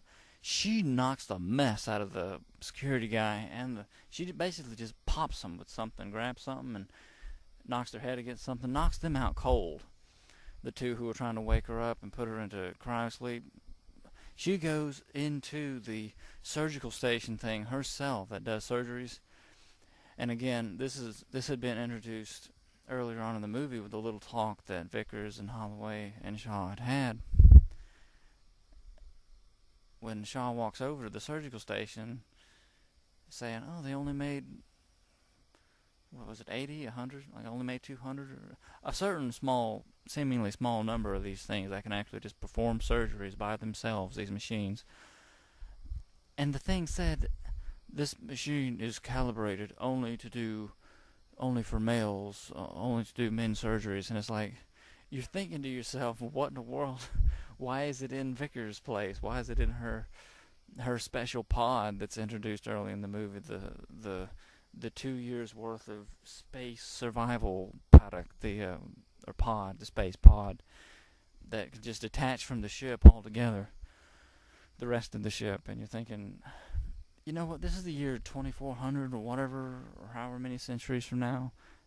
You would think that the thing could do men's surgeries, women's surgeries. You could think it could do anything. You ought to be able to throw your cat or your dog in there and have it be spayed or neutered. Your cat, your dog, your squirrel, anything. It ought to be able to do anything. It's the future. Come on. They can actually sleep for 2 years and not age, and then wake up at their space destination. You'd think they'd have a proportionate amount of medical technology advancement too, not just we only do men's surgeries in this machine. It's kind of bogus. Just saying. Anyway, she gets in there and says, trying to make it work for her, saying foreign object, body, abdomen, foreign body removal, trying to describe it any way she can. And the thing actually does, she pops some morphine or whatever, some local anesthetic into her or something. The thing actually zaps her open, laser, pulls the squid baby out of her, and then all the little staples shot into her as she's screaming, ah! It's basically just, it's done it. It has actually done it. It didn't do a chest burster. It actually removed the thing from her. And the whole thing, watching her, I felt like they did a good enough job of convincing the movie viewer, of convincing me that, okay, she's officially like a Ripley-type character, that Sarah Connor, tough woman, heroine, woman, action woman star going through that, and actually being able to go in there, do that, and live through it, and be like, hit me, come on, hit me, hurry up, come on, come on, come on. She's screaming at the machine as it's like targeting where the thing is inside her, and then cutting, and then pulling it out, and then stapling, and it's like, and then the squid sack bursts, and the juices get all over her and inside her. I'm thinking, when she does the last little bit herself, when she yanks the umbilical cord or whatever the thing out of her, I'm thinking, okay, that's the part that I'm like, okay, internal bleeding, you got 2 or 3 minutes max. It's just over the top, but still, it was intense enough for the time being that it's like, you get the point, and okay, she made it. This thing was inside of her. It is an alien creature, and she's still alive. She's got staples all across her abdomen, and she's just, it's not realistic in how fast she recuperates from that. I mean, she's like, runs a little way, like clutching herself, like, oh, and out of breath and stuff. And then where else does she go? But she gets back into this area of the ship, and all of a sudden, bam, you see Wayland. Guy Pearce in horrible Emperor Palpatine makeup. He's being helped by his handlers and by David, and she's like, you're alive. You've been on this ship this whole time, and you're alive. And she immediately just starts, nobody, I take it back. I was like, nobody even cares to help her, but that's wrong. Somebody does, like, help her up and put a towel around her and stuff, and in a seat. And as she's talking to him, she's saying, this place, we were wrong. We were so wrong. This place isn't what we thought it was. And he's got the whole guilt trip thing about Holloway going, like, are you willing to turn back now? Are you willing to turn back now? What would Holloway have done? Is that what he would have done? After she's been trying to explain to him that they're all dead, the engineers are gone, and David reveals that he had been snooping around on his own while he had been in there when they had gone in both times, and he had actually found one of the engineers alive in a huge hypersleep chamber, and actually even basically what would be the same place in the other ship you would see an alien of the space junkie sitting in its chair at its navigation, at its little cockpit controls that looks more like a big telescope or space gun turret to me. And she can't believe what she's hearing, like, there's actually one still alive. And then it all works against her and for her at the same time. It's an interesting part of the movie to me, but it's just the way it's done up to that point. It's almost hard to watch. The idea that his android servant has killed one guy, was willing to have her killed, and She's only alive just to do this, just to... The people don't care about each other the way the people, you could tell, gave a care about each other in the other films. But in this movie, all you have is all this nonsense and people not caring, and the crazy android who seems to be set to evil, like the Krusty doll in The Simpsons, willing to kill people and just set on evil.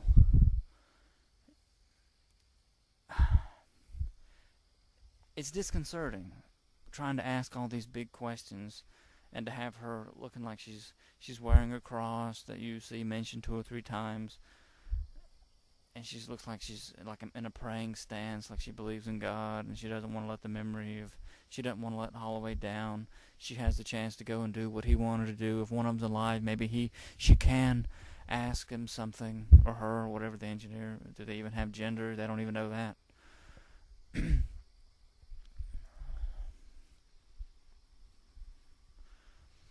And so, I don't even know what can be said about it, really. I mean, it just... I know it's fiction, I know it's fantasy, it rings of bogusness, but even when you watch it, you get into the film, you get into the characters, and you're going along with it. Even then, it seems to come up short in this way, because it's like, okay, it's basically about Holloway at this point, in her mind. At least that's what I'm salvaging, that's what I'm trying to take from it. Even though the movie doesn't fully give you that, you have the snippet from when she was in the hypersleep chamber before they actually woke up after their 2-year trip at the beginning of the film. Patrick, what's his name? From, I think his name's Patrick, from Insidious. I never saw that movie, but I know he was also in the A-Team and Watchmen and different stuff, as her dad on a mission in some such place, I guess South America, Africa, somewhere, who had died of Ebola, and somehow David had told her earlier, right before he had knocked her out with that shot, when he told her he knew that, she's like, how do you know that? How do you know that? And it's like, I watched your dreams. Interesting for sure, but ultimately it just seemed kind of lost on this movie to me, unless they really do something interesting more in the next film. I mean, she has these, I would say, beliefs. It's just that you're not told what they are. Just that she believes in, I guess, a creator. And Holloway also had this mission. He was also one of these, he was a seeker. He was asking these questions, and he's wanting to know the answers. And so was she. Now he's dead, and so she's willing to go back in. And this is the common sense moment in the film when Idris Elba comes in, and he's like, this place, it's not their home or anything, the engineering thing. It's a testing ground for biological weapons. That's what they were making here. It's like a military complex. They're making these biological weapons. That's what all that stuff is, all the black stuff. And he's right. Somebody finally said it. It's just a weapon. The black goo is just a weapon, a biological weapon. And he's like, we ought to just go. And she says, don't you want to know? Wouldn't you want to know the answers? And I love it so much. This is the one, I guess, contrast of characters that can remind you somewhat of the characters from like Alien and Aliens. The way he says, I don't care. Because you're right there with him as he's saying, I don't care. And from his vantage point, it's like, no, it ain't worth it. It ain't worth people dying out here on this faraway, dark world. So they go back in again. David, old, horrible Guy Pearce, old man makeup, Waylon. One security dude, the other scientist lady with the accent. and Shaw. They get in there. They wake up the engineer. The thing appears to be very disgruntled by having woken up. It's a huge giant of a guy towering over the little humans, his creations or whatever, down the line, whatever. And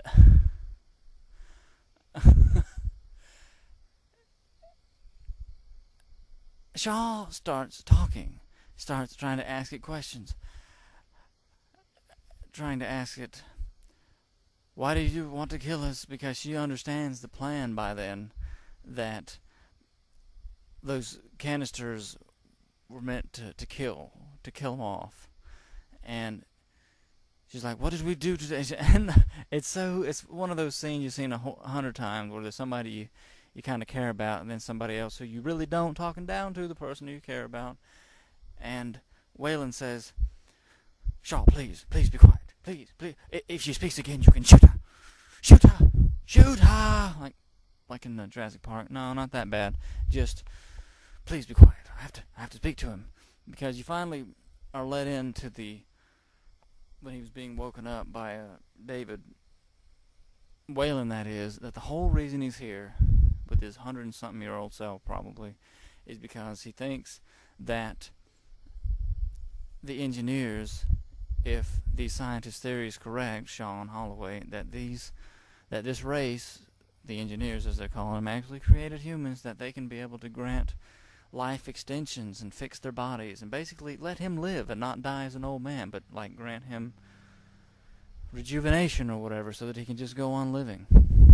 Which really, inside of the film, inside of the story, might be the single most logical thing in the entire movie. Since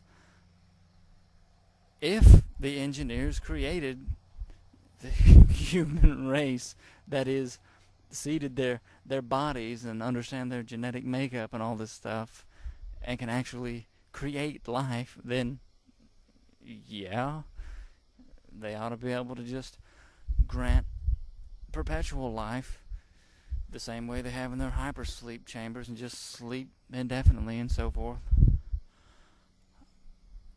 But that's not what happens. When David finally starts speaking the alien language, because he's been studying it that long and watching the little holographic imageries and the spaceship and stuff, the weirdest thing I saw in the movie happens. A little pleasant expression comes over the engineer's face, and he kind of pets David's head, kind of strokes his hair a little bit, and then he picks him up and twists his head off. Twists his little head right off, man, and you're like, ah, this is not good. This is not the answer. This is not the answer. At least I hope it's not. He starts killing everybody.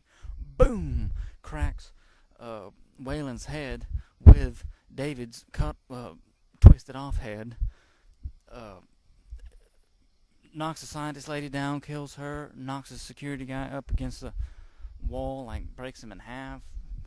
Was about to go after Shaw, but Shaw is a smart one. She's already hightailed it. She's running out of there. All of a sudden, the place starts to transform, and the whole room becomes just like the one in Alien. All of a sudden, you see the cockpit seat that to me looks like a big telescope or a gun turret. He climbs up into it, sits down. Space suit literally conforms to his body, like comes over him like a transformer or something. And you see, oh great, well that's the transformer we saw way back when. What a bummer. Anyway, this ship is taken off. Idris Elba realizes it's a ship. The whole thing's a ship. Vickers is like, we're getting out of here. We're going now. We're going home, Shaw. We're not doing anything else. Shaw's run out trying to say, we've got to stop it. Listen to me. Listen to me. Because she had already had this great talk when Idris Elba said, I don't care what's in there. I just want to go home. Saying, well, home is important. And he says, I'm going to do whatever I have to keep any of that stuff from ever getting to our home, to Earth. And she's like, be sure that you do, Captain, and all this stuff. It's a great little scene. Great little scene. One of the few good scenes between individual characters that you'll see in the movie. And she has his ear now. She's saying, you've got to stop it. It's happening. If we don't stop it, there won't be any home to go back to. It's headed to Earth. It's going to kill Earth. It's launching the black goo into outer space. It's going to kill It's gonna kill home. It's gonna kill Earth. And all of a sudden, Idris Elba understands what the score is. He understands what's got to be done. He tells Vickers, "You can either stay with me, or you'll have 2 years of life support in your pod. Make up your mind." And of course, she's out of there. She goes to the pod, and his crew. Again, another decent scene. Now that we've made it to the end of the movie, his two guys there. One of his co-pilot guys and the Asian guy. His crew members are saying, "Look, Captain, you're a horrible pilot. Just saying, and you're gonna need all the help you can get." They stick by him, and all three of them. It's a good moment. Like the loyalty of it, and they realize they're the only thing that can stop this thing. It's a self-sacrifice mission at that point, suicide mission. He says, "I want to reverse ion propulsion and blah blah blah," and the guy says, "Sir, that'll turn the ship into a bullet. I know. If you do that inside the atmosphere, it'll turn the ship into a bullet." I understand. That's the point. And so they stick with him, and what they do is they ram the ship and themselves. After Vickers detached in her pod, all three of them, boom, crash into it. Really good effect, really good looking effects, which it ought to be considering all the money they spent. Boom, a good scene. Heroism, self-sacrifice, all in one. They knock the ship out of the sky. Literally, it's taken off. It's almost in the atmosphere, right? And then boom, it's way up in the sky. Boom, it comes down, crashing down, and you see. I'm sorry. The pod detached, but Vickers was in another thing, an escape pod, separate from that. She climbs out of that. And then you see Shaw and Vickers right after one of the good scenes, one of the most ridiculous scenes in the film, them running in a straight line. Running under this thing that if either one of them were to go left or right, they'd be in the clear. No, they've got to run along it as it's coming down on them. And then Vickers gets squashed. And thus Charlize Theron just plays out of the picture in a really lame way. Shaw makes it, and then her little voice-activated thing in her suit saying, "You have 3 minutes of oxygen remaining."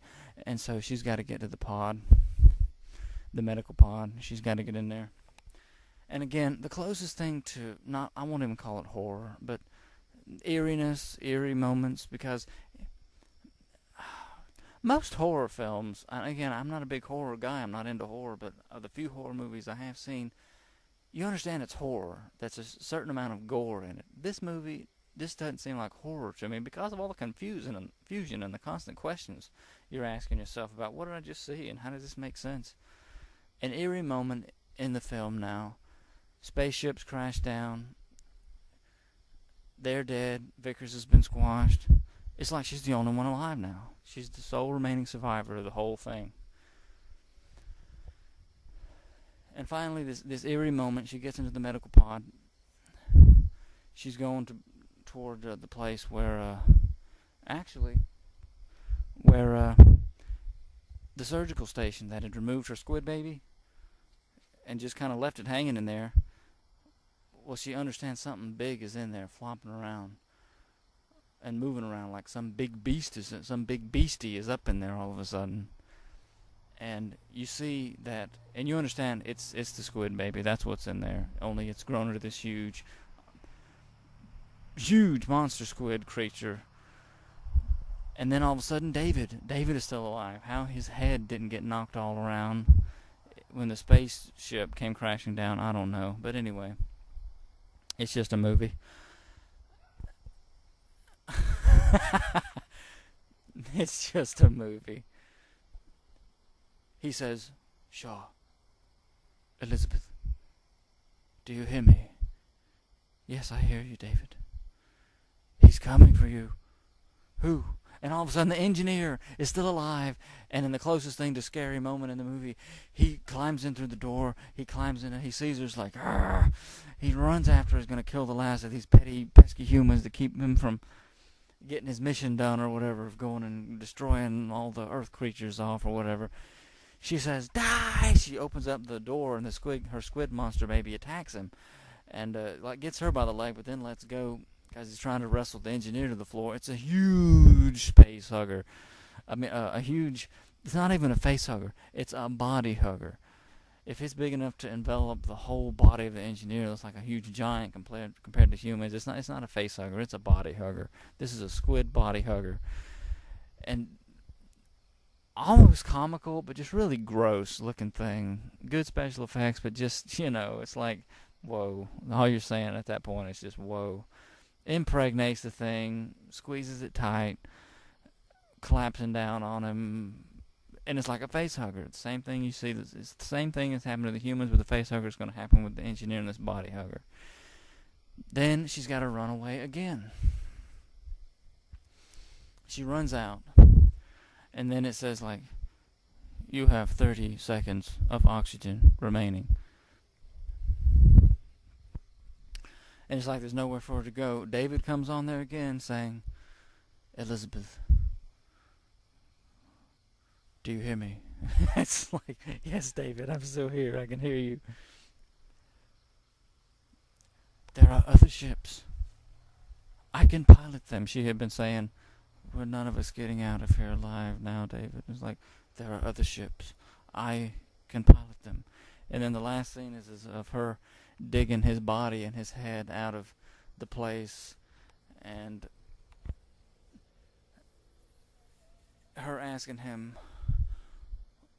where's my cross? Because he had taken her cross when he had knocked her out, when he was going to prep her for being put back into space sleep against her will. And he says, you still believe in that? After he says, it's in my pouch. She puts her little cross back on, and she says, yes. He says, why? And this is how they end the film. I guess it's because I'm a human being, and you're a robot. It's supposed to be this profound thing, and yet this simple thing all in one. And especially when I first saw the movie, I got it. But it's just, I haven't thought about the things in this movie that just don't make sense, and that made it kind of a subpar film for a Ridley Scott movie. I still try and salvage all these good little thoughts, but it's just, I want to see the sequel so that it'll hopefully fix and advance a story better than this was, because, and this is the thing that I want to end my rant on right here, things that didn't make sense. This is supposed to be a creator race, these engineers. Just like David said, there were other ships. What was he getting his big space engineer underwear in a bundle over? He could have just, after he survived the crash, that engineer could have just did the old wave of the hand at his brow and said, nah, miss me, I'm gone. Gotten into another one of the ships that you have to think, since this whole thing's a space facility, it's got to have plenty of the black goo in there. He could have just hopped into another ship and been on his way. But no, he got in there and got himself body hugged. It made no sense. What was he going to do? What was he thinking? How dumb is he for a engineer that can create life? And it's just, it makes no sense to me. And yeah, I'm really looking forward to the sequel of this film, because the way the ending was, it just kind of asked more questions, of course. After you see her get into the new ship and take off, you see the engineer's body is convulsing, and of course it's the cycle. It was impregnated, more or less, incubated the new creature, and the new creature comes forth out of the chest, and it's a xenomorph. You can tell that it's a xenomorph alien, so this is the beginning of Aliens. Yes, it's a prequel. However long it happened before the first Alien movie, who cares? It's the same universe. That's a xenomorph. That's an alien, like from the Aliens movies. And so you finally see it. But it's a different planet from that planet. And so are there xenomorphs scattered throughout the universe? hopefully they'll answer some of these questions well in a quality film in early 2016, when I hopefully am able to, if I'm alive, see the next Prometheus film. Prometheus 2, or whatever they might call it. Maybe Ridley Scott will finally call it what he wanted to call this one. I think I read somewhere he wanted to call it Paradise, or something like that. Going off of what was seen in Shaw's little dream in her hypersleep about asking her father the funeral rituals they were observing while they were there doing his work in whatever country and whatever time that was supposed to be in her life. Asking, someone's died. And he says, yep, someone's died. She says, like Mommy. Yes, like Mommy. Where do they go? Everyone has their own word. Heaven, paradise. Maybe Ridley Scott will call Prometheus 2 Paradise. Who knows? I am interested in seeing that film when it finally comes out. But yeah, Prometheus just... I feel like it's one of those films that... some parts of it are entertaining, but it asks all these questions and then doesn't even try to answer them with the same quality as it tries to ask. I don't know how else to say it. I mean, to end this rant on one more note, you see something that's supposed to be reminiscent of the first Alien film, the way Alien says signing off of this radio transmission of some sort that Shaw puts together. Like, I'm not here. There's only death here now. I'm leaving. And actually, she's having David plot a course not to Earth, but to where they came from. So this is how you know a sequel bait ending you've just witnessed a sequel bait ending, that she's going to go to wherever the engineers are, which by that point you're thinking these beings are so hostile, they're just going to kill you whenever you finally get there. But at least it'll make for another interesting movie, if nothing else. She has this whole thing where she transmits that, please don't try and find me, and please don't come here. I'm the last surviving member of Prometheus, of the crew Prometheus. And it's a really good little speech. I'm not doing it justice with what I remember of it, but it's a neat little speech. And he says, this is Elizabeth Shaw, and I am still searching. And that's the one thing I like about the film. Her, and to a lesser degree Holloway, but especially those two, and particularly Shaw. The searching aspect of it, it's something that I guess I could always praise, even if in this medium of film and in this thing about aliens, it's not really substantial, even though it is something that could be appreciated. This searching, I'm searching kind of a thing. It's just, I have something even against the speech, and that is this. I just saw the ending of this film where the Earth was going to be under hostile alien attack with this biological weapon stuff that would have killed everybody, and yet it was stopped. The way the ending plays out, and I was just thinking, you know what? Idris Elba and his crew, those two guys especially, they just saved the world. No, they don't have Superman capes on or anything like that, but they just saved the world. They saved planet Earth. And I was just like,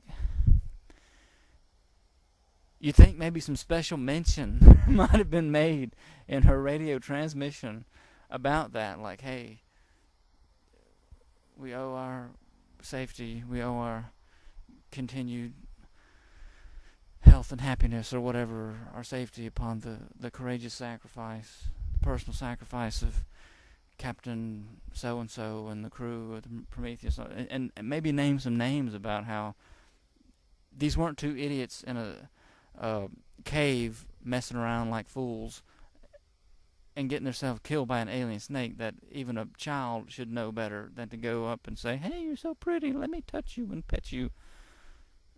They consciously did that to keep their homes, people they loved on Earth, from being attacked.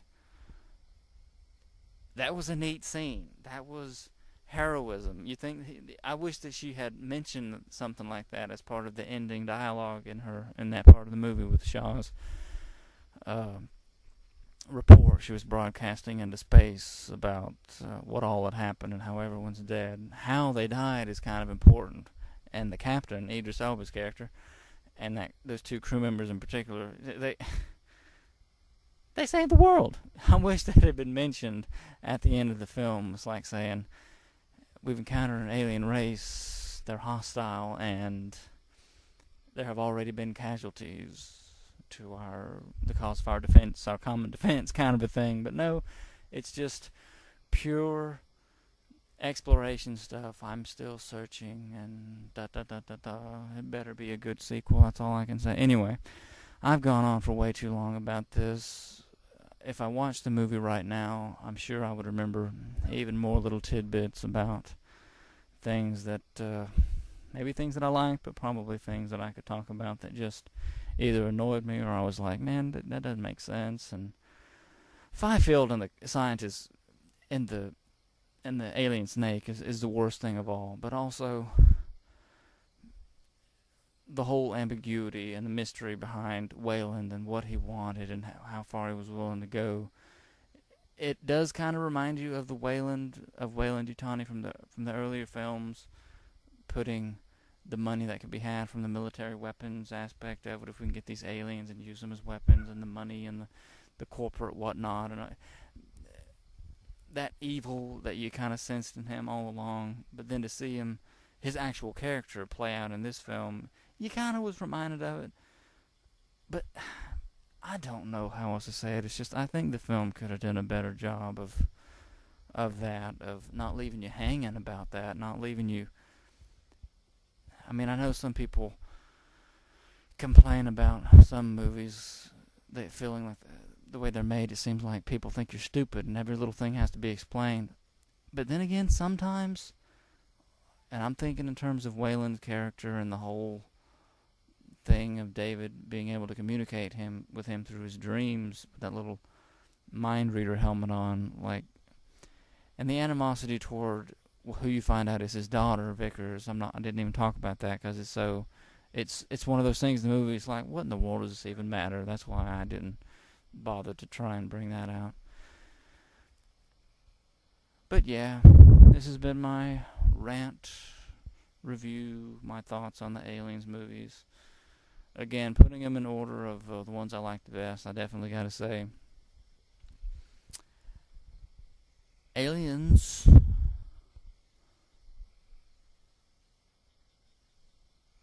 Alien 3, if it was not an Alien movie, if it was just a separate thing altogether, I might like it even more than I like Alien. But as it is, Alien, this movie, Prometheus, and I guess maybe Alien Resurrection, but really those Alien 3 and Alien Resurrection don't even really belong in the running to me, and AVP just seems like it's a kind of a movie that kind of wants to do its own thing and just use elements of other franchises. But anyway, this is it. I got to bring this to a close. Looking forward to Prometheus 2. And, that's something that I can mention. I didn't mention it when I was ranting on Aliens 3, but I understand that there was actually a script in place for an Aliens 3.